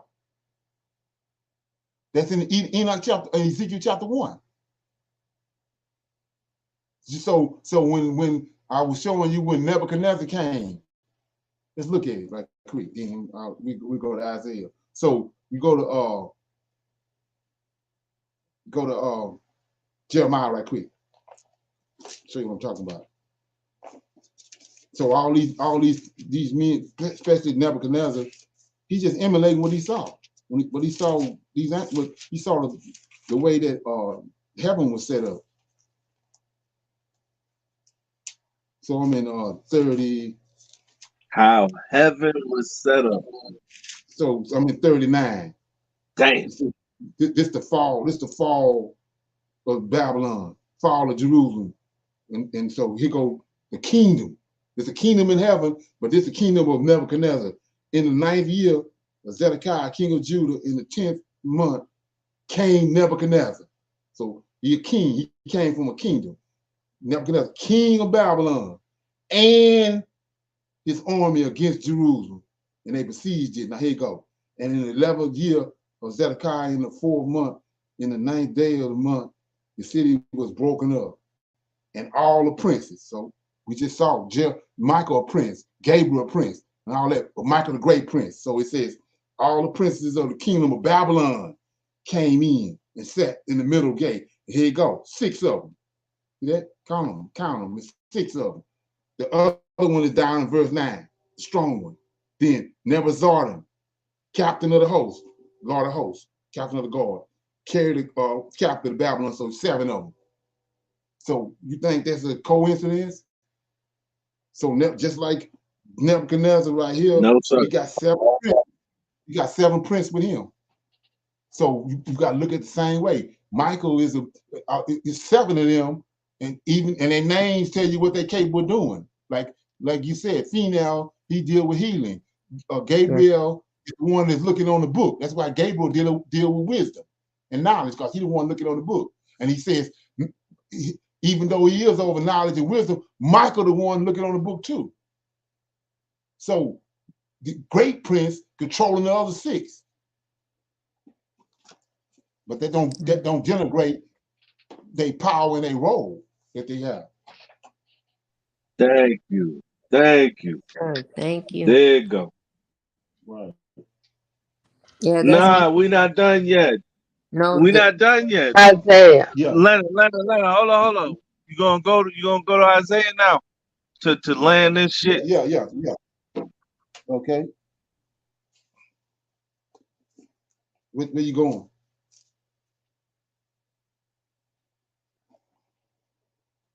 I mean, which one you want? 43, 44? No, I thought you was going to Isaiah. So Which let one us you going understand exactly who I mean, what we want? Isaiah, that he's 43 telling 10? us who he actually is. Yeah, 43 and 10. Start at 43, verse 10. 43, sir. Yes, sir. Believe. I mean, my page, I got same page to toe up, man. I've been going there so much. Go ahead. Any sister out here? Read it. Yes, Isaiah 43 and 10. Ye are my witnesses, saith the Lord, and my servant whom I have chosen, that ye may know and believe me, and understand that I am he. Before me there was no God formed, neither shall there be after me. Verse 11. So let's look at that right there. Yes, sir. So was Yahweh formed? No, sir. Okay, so this person right here formed. This is what people, they're not looking at that. So look at how they're using the word God. So this Michael talking, he's saying he God. And he said, before me, there was nobody formed. So this ain't Yahweh. But it got the word God there. This is what I mean by catching them red-handed. So the way they're using the word God ain't the way we supposed to use it. Yes, sir. You see that? Yes, sir. Keep going. Verse 11. I, even I, am the Lord, and besides me there is no Savior. Verse 12. I have declared, I have saved, and I have shewed. When there was no strange God, then there's the lowercase g, among you. Therefore ye are my witnesses, saith the Lord, that I am God. Verse 13. Yea, before the day was I am he, and there is none that can deliver out of my hand. I will work, and who shall let it? Verse 14. Thus saith the Lord your Redeemer, the Holy One of Israel. For your sake I have sent to Babylon, and have brought down all their nobles and the Chaldeans, whose cry is in the ships. That's good. Verse 15. Yes, sir. So Keep You going. get it now. Hold up. yeah. I want her to read that. Hold on, Leonard. I want her to read that shit one more time. Starting from He verse said something specific. Go verse ahead, 13. sis. Whatever verse you feel. Okay. Whatever verse the Spirit put on you, read it. All right. Verse 11. I, even I, am the Lord, and besides me there is no Savior. I have declared and have saved, and I have shewed when there was no strange God, lowercase, among you. Therefore ye are my witnesses, saith the Lord, that I am God. Yea, before the day was, I am he, and there is none that can deliver out of my hand. I will work, and who shall let it? Come on. Thus saith the Come Lord, on. your Come on, Redeemer, man. the Holy One of Israel. For your sake I have sent to Babylon, and have brought down all their nobles, and the Chaldeans who cry is in the ships. I am the Lord, your Holy One, the Creator of Israel, your King. Thus says the Lord, which maketh a way in the sea, and a path in the mighty waters, which bringeth forth the chariot and the horse, Come on. the army and the power, but they shall lie down together. They shall not rise. They are extinct. They Come are on. quenched as tow. Remember Yeah. ye That's not the good. former things, neither That's Come good. on. consider the things of old. That's good. Behold, I will do a new thing. Now it shall spring forth. Shall Come you on. not know it? I will That's even good. make a That's way good. in the wilderness Come and on. That's rivers in the good. desert. The Nah, beasts let of her Good. go. go ahead. Let her Now, go. what she doing? Let her Hold go. on, hold on. What I'm she's just doing is, I know, but okay, let okay. me All right now. break it Come down. on. You know how I get So down. she, Yeah, but okay. All right. Yes, sir. Yes, sir. Yes, sir. I'm trying to get the understanding of it because it be going over Miss. So all she read now is who this person is. But if you go back up, like I was saying in verse 12, this is where everybody getting tricked off at. And it says in verse 11, even I am the Lord. Besides me, there's no Savior. Right? So you gotta look at that. You go back to Isaiah 44 and verse 6. Thus saith the Lord, the King of Israel, and my Redeemer. So over here, you go over here, and you see where verse 14 she just read. Thus saith the Lord, your Redeemer. Mm-hmm. So you can't just read that. You got to go back to 4 and 6. It says Yahweh the King and his Redeemer. So that lets you know Yahweh is the Redeemer. And then she read in right. Day, before the day was, and there is none that can deliver out of my hands. I work, and who shall let? Then he says, 12. I declared and I saved and I have showed when there was no strange God. This the big one right here. Lowercase. She said it. Big. Lowercase. Right? But go Big. back up. Go back. This is how you write and divide this 10. Yea, yes, sir. witnesses, said the Lord, and my servant whom you have chosen, that you may believe that I am he. There was no God before me. Right? So this is God, the God that's in 12 is the same God in 11. But it's got capital G. Right. It's an it's how you got tricked out. So what I'm saying is that's what the media is. You don't have to keep reading all that down there. It's just telling you who it is. You gotta deal with the media. When this is what the trickeration came in. That is 10, 11, 12, and 14. Yes, sir. Right. You know what I'm saying? Yes, sir. It's so deep. Yes, sir. It's so deep, like you know what I'm saying. People go, and so like I was saying before, you have so many people that's what been happening for the last 400 years, 2,000 years. Yes. You read the characteristics. You read the characteristics. You're not dealing with how they tricked us off. That's what's got to be broken down. Tricked off. Right. For example, this big too, right here. You know, let me go back over there where I was at. I was in Isaiah, and it says 44. Let me get it. Isaiah 44, 43. So, like I said, she just read 10. Ye are my witnesses. So my point is this. Anybody that want to answer, who the witnesses is right there? Come on, Leonard, don't do that. Don't do No, that, I got man. you. I got you because Come on. like I said, No, look what's that's happening an in the world. awesome conversation. I'm just saying, like, anybody wanna answer that?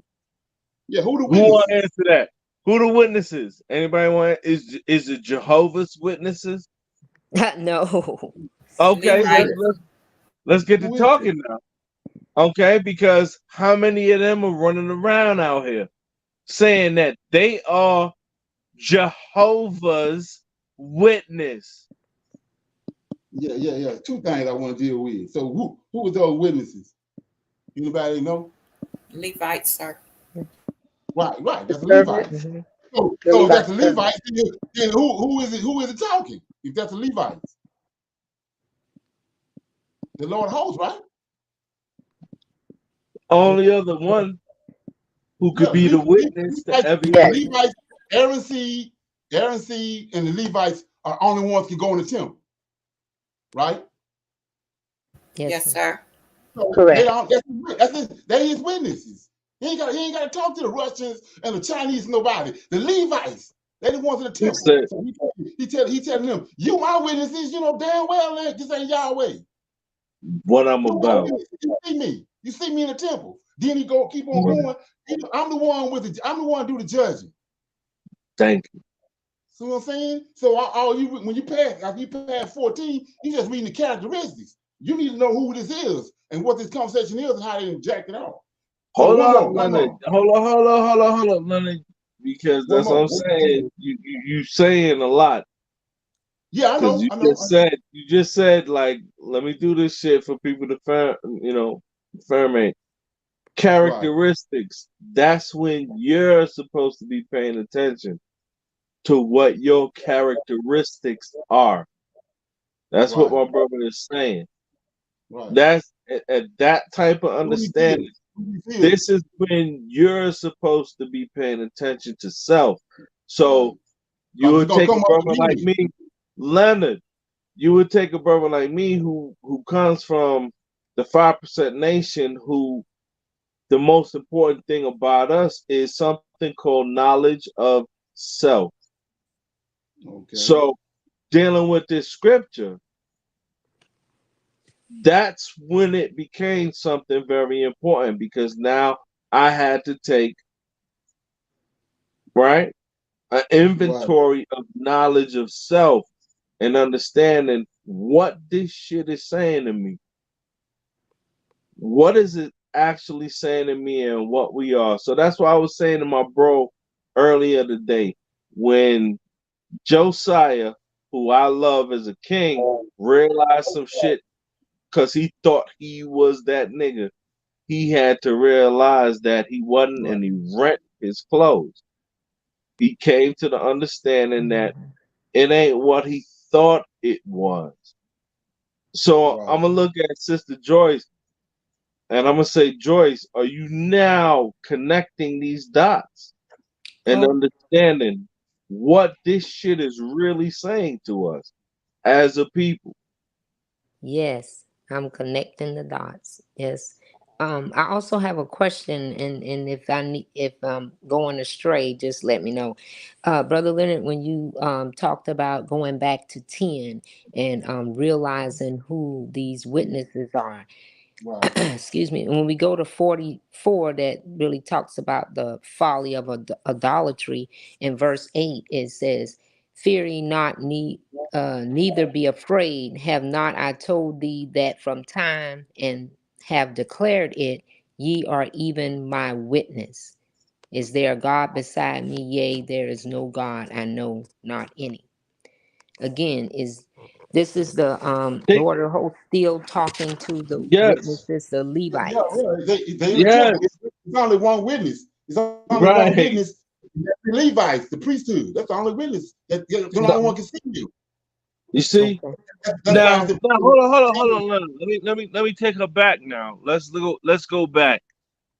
All right, let's go back to what was going on with Moses when Moses was up speaking with the Lord of hosts, and The Lord of hosts, while he, check this shit out, while the Lord of hosts is giving Moses this information, what was the Lord of hosts also observing taking place in the wilderness with these people? Them worshiping idols. Think about that Yeah. for a second. Mm-hmm. So who we dealing with? You feel me? Yeah. So we can read it now because we done got scripts. We can read it. Did Moses have them scripts? No. He didn't. Moses ain't had these scripts. He ain't had none of that. That what our God was already observing of these people. Correct? Correct. Correct. Now we have to think about these types of things. So that's why Berlin always say fermate.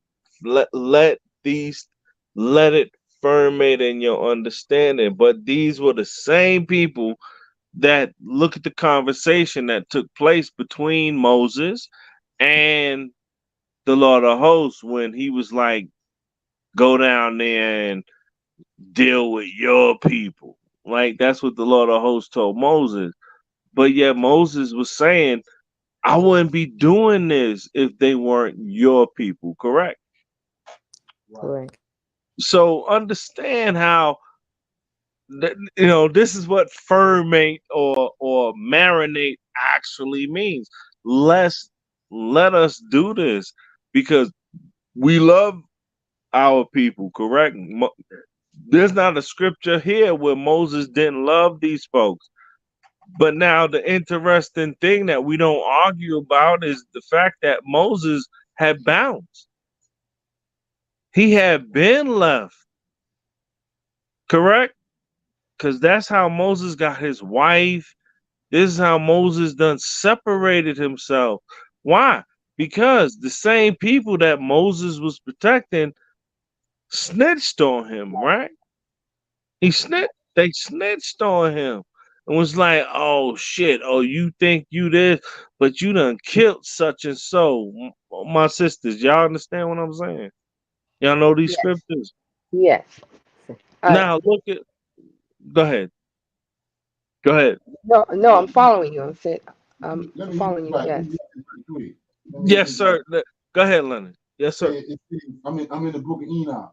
So this when I'm breaking this down, I'm showing you so that because you got people that you know back in the church that's concerned about why you ain't coming to church no more. What's the deal? So they come and ask you a bunch of questions, then you can't go and break it down. Then they're gonna trick you up. So that's the way I'm breaking it down so it gonna stick. So in chapter 20, Enoch chapter 20, it says, these are the names of the holy angels, right? Which is the holy ones. Holy ones. These are the names of the holy ones. It lists all 7 of them, right? So now let's go with, like I was saying. You was just reading in Isaiah 43 and 10. 43. You started at 10. Now, verse 14. Thus said the Lord, your Redeemer, the Holy One. See that? Yahweh ain't no Holy One. See what I'm saying? Yahweh ain't the Holy One. So whatever you read after that, that's just who he is, the characteristics of him. You have to be able to show these nut buckets who this is. So Holy One, Yahweh ain't no Holy One. But the preachers, TD Jakes, all them think that's Yahweh. Thank you. Yahweh ain't no Holy One. That's not Right. now with that understanding of who a Holy One is. Now go to Daniel. And I want to show you. And so this is what I mean by when you understand this, wherever you see it at, you know that's him. You ain't got to guess if that's him. When you understand the breakdown of it, wherever you see it at, you know it's him. So I'm over here. Let's go to Daniel right quick. Daniel, let me see. This is when great image. Yeah, it is. Okay.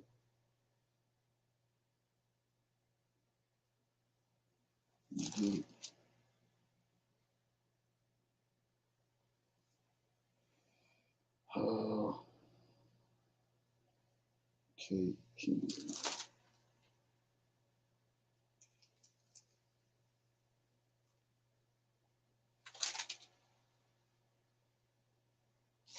Give me a minute.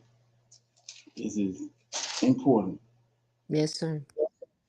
So this is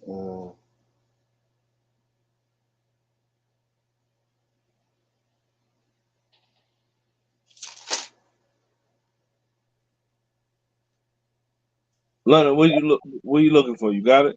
I'm looking for the holy ones. It's two said an angel, a watcher came down, and a holy one. When they told him to cut, here you go, right here. So it says, in chapter 4 of Daniel. It says, I'm starting at verse 11. Daniel chapter 4, verse 11. The tree grew and was strong, and the height thereof reached unto heaven, and the sight thereof to the end of all the earth. The leaves thereof were fat, and the fruit thereof much, and in it was meat for all. The beasts of the field, the shadow under it, and the fowls of heaven dwelt in the bowels thereof, and all flesh was fed of it. And I saw in a vision of my head upon my bed, and behold, a watcher. See that? We know what a watcher is. Those are the angels that are supposed to watch. 200 of them came down. A watcher and a holy one came down with them. How many holy ones is it? 7. 7. Yahweh ain't no holy one. 7, yes. So you go back to Daniel, you go back to Isaiah, right? And it says, when you was reading that, Isaiah 43, right? It says 13, yea, before the day was I am he. There was none that can deliver out of my hands. I work, and who shall let? 14, thus says the Lord, your Redeemer. So the Lord, the Redeemer, the Holy One of Israel. See that? It's an angel. When you rightly divide it. Yahweh ain't no holy one. Enoch tell you it's only 7 holy ones, and they angels. Yes, sir. You know what I'm saying? So once now from 10, we see 10 says, ye are my witnesses. Who the witnesses? The Israelites. Then we know that this who this is talking, we know it's Michael. It's an angel. All the way to 14. Then you get to 15. I am the Lord, your Holy One. See, you already know that. The Creator of Israel, your King. Thus said the Lord, which you see, all they're doing is just characterizing, it's getting its characteristics. But the meat is up here. That's why you see me stop at 14, because I'm showing you who this is. And that's the crazy shit.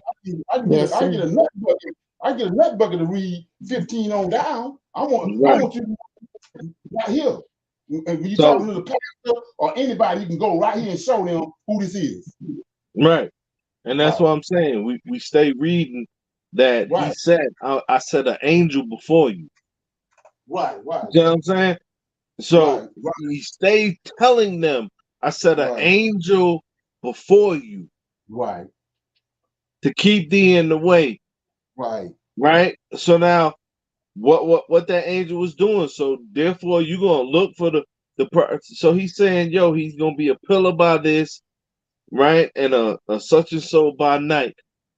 This is the one that's been watching over you. And that same angel said to them that you people are acting out of pocket. I can't deal with you on a certain level.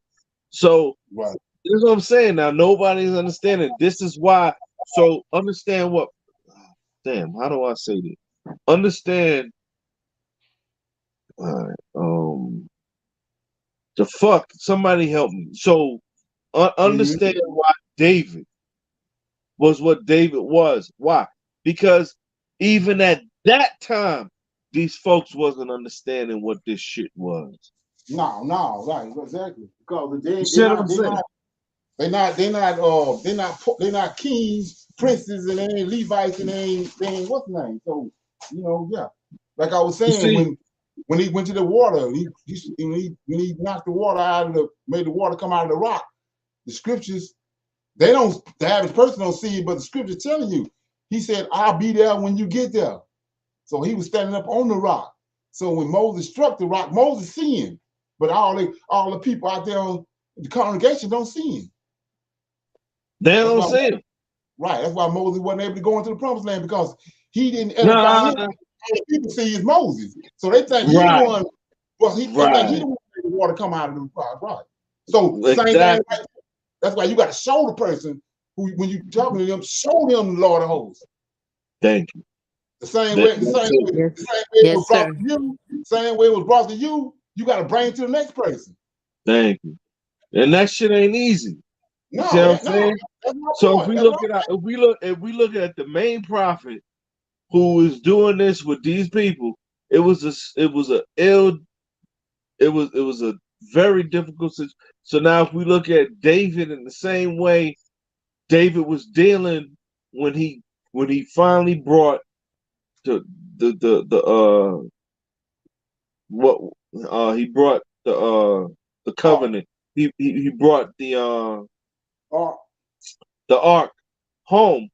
His wife, right, that was promised to him, right, the same understanding that she didn't understand what he was doing.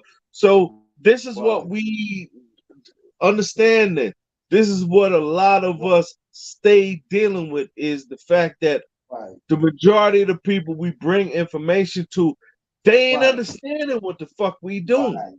Exactly right. And so you understand what I'm saying? It's redundant. Like you go back to our grandmother, great grandmother, great grandfather. It was redundant. They wasn't dealing with this. They wasn't dealing with the information like we dealing with it. It was just being the way it was passed to them. They passed it. Yes, sir. Yes, sir. Right. So understand. Hold on. That's So true. understand something. Don't get us twisted. We respect people who fucking have understanding. You know what I'm saying? We do respect the people that go above and beyond. Sister Joyce, yo, yeah, you one of them. I ain't going front. You understand what I'm saying? But we're constantly having to do what? Pay attention. Oh yeah. That's what we have to do, is pay attention. We know a lot of us understand what this is, and to a lot of people it's circumstance, or it's just, simple fodder. That's the word I'm looking for. It's fodder. It's as if we're just talking this shit because we're talking this shit. It's fodder. We're looking for. No, it's not that. It's so fucking sophisticated, and this is what I'm trying to get my people to understand. It's so sophisticated. It ain't about you. It's not about you and what you're. You know what I mean? It's not about that. It's a sophisticated situation that we need to understand that he done put us in. He done put us in this type of shit. And he put us in this for a reason. And that's what we're supposed to be figuring out. Why? Right. Why are we in this type of shit in this? So I had a deep conversation, and I stay having deep, quote unquote, deep conversations with brothers. And at the end of the day, it always leads to the same things. The conversation leads to their understanding. But the truth of the matter is, it's like, yo, this shit never leads to the Lord of hosts, i.e., archangel, quote unquote, and all of that type of understanding. It never leads to what this shit really is all about. Never leads to that. Right. You gotta look at it too. I mean, like I said, well, I didn't figure it out. A lot of people don't think like I do, but how he came to me. Fact. That's how I delivered it. Thank you. You know what I'm saying? Now hold up, Leonard. You can't go wrong when you do that. Hold up, Leonard. This is the point that I'm fucking. This is the point that I've been making. Right. Because now I need to hold you right there. And the way shit works is they was like, oh, they would think that, oh, you can't Leonard because, and then Leonard is speaking, and now it's Leonard's ego. Trust me, it ain't his ego at all. I'll make sure they get You it. know what I'm saying? Like this, bro. I've been fucking with this nigga for at least the last, I don't know, 5 years of my life, and they ain't got shit to do with what the fuck Leonard wants. Right. Exactly. That's the craziest shit. You know what I'm saying? Like it ain't. And now, what makes Leonard so interesting is whatever you may think on your mind, bring it to him. Bring it to him. Right. And let him break it down with you. That's what I did. You know what I'm saying? Like the fuck I did. Like I would be like, all right, yo, I got this perception and blah, blah, blah, blah, blah, blah, and then I'm gonna bring it to this bro. And I would be like, oh shit. I would be like, oh fuck. Because the interesting part about it, he is going to go to bat. He is going to go to bat for with the whatever the facts. fuck is up. Right. You see what I'm saying? That's his job. So now, oh man. Whew. So if that's the concept and that's the reality, then if you are really about this understanding, then what can you say? What can you say? Because he's not going to turn you down. He's not going to say, I'm of the boule. No, I don't really want to, or I'm going to give you a specific. No, that's not what happens over here. You know what I mean? Right. You're going to get some shit whether you want it or not. Whether you're gonna, but either way, if you about this life, once again, either way, if you about this life, you're gonna question yourself. That is the person that you need to question. Right. Not Leonard, not Sister Michelle, not Mike, not you gonna question yourself. Right. And that's what it's all about. And that's something that I think we need to really be focused on is self. If you say you about God, then all right, cool. That's who needs to be questioned is yourself. Right. We've been going from the we like I said ever since we got cast out of the land of Israel, we've been getting misinformation. That's another thing. You know, you don't want some person. I know I ain't. That's the reason why if I don't know what I'm talking about, I ain't gonna say nothing. But you're not gonna leave with misinformation and passing it on to somebody else. That's been happening for the last 4,000 years. Shit. Thank you. You know, So like listen, JC, you know what I'm saying? So Leonard just said, Leonard just said, yo, I ain't gonna be on some shit that I ain't questioning about. This is why it's so important when he be like, yo, I got these videos. Right. Exactly. What do y'all think about it? You know what I'm saying? Like this is why it's so important for us to communicate with one another. That's why it's so vital. Because look at what's going on. We have no control as to what's going on with this Hamas, Israel. We ain't got no control of America dealing with Ukraine. Us as the Negro people, once again, that's why I'm always stressing we in captivity. Because the truth of the matter is, if people are really reading scripture, when Solomon was in control, then these were the nations that came to Solomon. Were they not? Yeah. Yes, sir. When we were in Hold on. That was our key. I love my nigga. So these very nations that are doing what they're doing, guess who they had to go to? They had to come to us. Do y'all understand what I'm saying? Right. Y'all, Leonard, not you. When you said they had to come Okay. to us, the us as the Levites, us, or the Yes, us? ma'am. Yes, sir. No, hold up now. Take that same energy. What you just said, sister. I want you to keep that same energy that they had to come to us as the Levite us.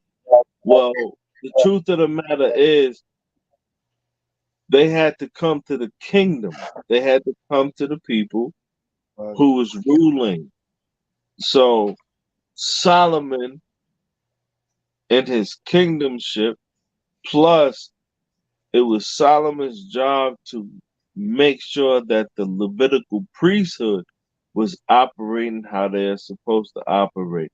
You understand how this political structure was created now, Sister Joy? Yes. It was what God instituted. This was what it was all supposed to be about. You see what I'm saying? You see what I'm saying, sis? Yes. That's what it was all about at that time when Israel ruled. So that's something that they never. Go ahead. Speak.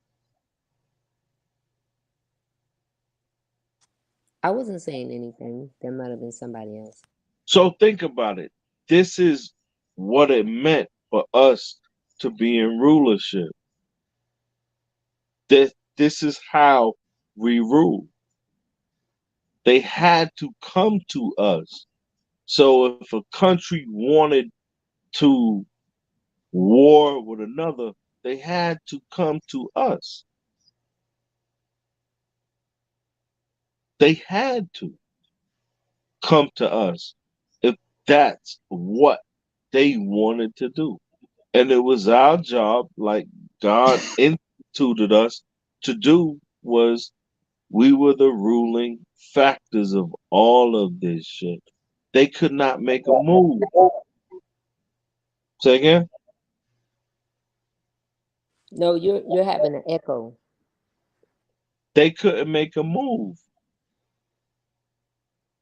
None of these nations can make a move if Israel wasn't factored into the understanding. This is some shit that they don't want you to know. Right.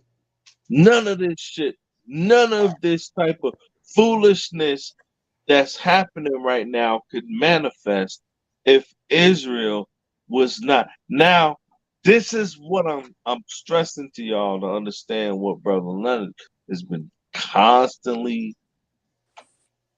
showing us. You see? We're the So he's chosen been people.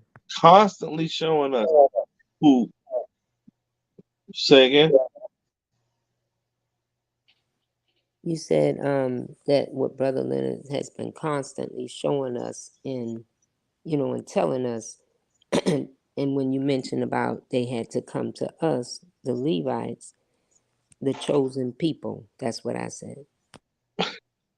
Precisely. So if any of these nations wanted to do, so this is what God ordained. So we could go back to Deuteronomy. We could go back to, what is it, Exodus chapter 19, Leonard. You shall be a kingdom of priests, correct? Right. So who the fuck is going to go against whatever a priest sets in place? Think about that. Right. Yeah, So, Zechariah chapter 3 is sum that up. What you saying is sum it up. go ahead, brother. Zechariah chapter 3, it says, this is when they get ready to come out of Babylon, and we got to get the high priest and the king. You got to identify them so they can lead them out of Babylon. So he says, and he showed me Joshua, the high priest, standing before the angel of the Lord, and Satan standing at his right hand to resist him. And the Lord, Michael, said unto Satan, the Lord rebuked thee, O Satan, even the Lord that have chosen Jerusalem. So see how this all like? He's showing you it's the Lord, he the one chose Jerusalem, not Yahweh, that chose Jerusalem and rebuked thee, right? Is not this brand plucked out of the fire. Now Joshua was clothed with filthy garments and stood before the angel. And he answered and spake unto those that stood by him, right, saying, take away the filthy garment from him. And unto him he said, behold, I have caused thine iniquity to pass from thee, and I will clothe thee with a change of garment. So my question is this. He says, and he answered and spake unto those that stood by him. Who is these that he's talking about? That's standing there with him. Elves. Lord of hosts. These other angels, right? The 7 of them. The holy angels. Yeah, so he's standing before them. So let's keep going. 5. And I said, Zechariah, let them, and Lord host said, I said, let them set a fair mixture upon his head. So they set a fair mixture upon his head, clothed him with a garment, and the angel of the Lord stood by. And then the angel of the Lord protested unto Joshua, saying, check this out. This is where the meat at. Thus said the Lord of hosts. We know who that is. If thou will walk in my ways, see that? Not Yahweh. If thou will walk in my ways, and if thou will keep my charge, not Yahweh charge, then thou shalt also judge is his house, not Yahweh, and shall also keep my courts. So this ain't Yahweh house. It's his courts. Yahweh already got a house. It says, and I will give thee places. Look at this. I will give thee places to walk among these that stand by. That's what the problem is today. They ain't there. So these Levites dealing with these 7. He says, if you keep my charge and do what I tell you to do, you're going to be able to deal with these other ones that's with me, these 7. You're going to be able to deal with us. But check it out. Let's keep going. Hear now, O Joshua. You're talking to Joshua, the high priest. Thou and thy fellows. Check it out. Thou and thy fellows that sit before thee. Right? For they are men wonder there. They are men that wonder there. For behold, I will bring forth my servant of face. So, like I was saying before, they talking to angels. Hey, read that shit again. Go ahead, read that shit one more time, Leonard. Right. One more time, Leonard. I'll close it up. Let me open it back up. Okay. Zechariah. And so this is the order. This is the order right here. So he says, the angel of the Lord in verse 6, the angel of the Lord protested unto Joshua, saying, and this ain't changed. This order ain't changed. Thus said the Lord of hosts, if thou will walk in my ways, and if thou will keep my charge, then thou shalt also judge my house, and thou shalt keep my courts, and I will give thee places to walk among these that stand by. Right? Hear now, Joshua, the high priest, thou and thy fellows. That's the other Israelite men. That's at the bottom of the food chain. Say, thy fellows that sit before thee, for they are men wonder there on the planet at that time. Wonder there. For behold, I will bring forth my servant the branch. So that's the order right there. They talk to these angels, and like I said, when they was in Jerusalem, there was men wonder there. Right. The Chinese, the Arab, the white man wasn't wonder that. We were right. Yeah, we was dealing with angels. We were men wonder that, and that's what I'm saying. Now we still that, but we don't understand what that power means. Right. You feel me? Like, that shit just does not compute with us because of the captivity that we in. And this is why we had to be in this captivity. Right. And people ain't understanding that shit. So everybody running around here talking and understanding that, look, whatever the fuck we do, think about this shit. This is what I want us right here to think about. If we were the people that were ruling and in charge, do you think all this foolishness going on with these other nations would be so prevalent right now? No. No. Think about what he is telling us. Think about how he is shunning and shaming us. So the bullshit culture that we created, hip hop is a multi-billion-dollar industry. Our foolishness is a multi-billion-dollar industry. Think about that. Imagine if we was the ones that was dictating what the fuck these other countries are supposed to be doing. Think about that now. Right. Think. Foolishness is a multi-billion-dollar industry. Then righteousness is a triple-billion-dollar industry. Think about what the fuck we would actually be right now with these people. Oh yeah. They know. That's why they fighting so hard to keep us up down. Oh yeah. You did something? Yes, sir. Yeah. So we're at 11 o'clock. Anybody got any last words, last rites? Shalom. I just want to say I'm connecting the dots, and each day is a precept. And thank you again. Okay. So everybody good? Okay. You know how I go, big bro. I appreciate you. Yeah. I'll say shalom. I'll see you about tomorrow for at 8 o'clock. Shalom. Shalom. Shalom, shalom. Shalom, everyone. Shalom.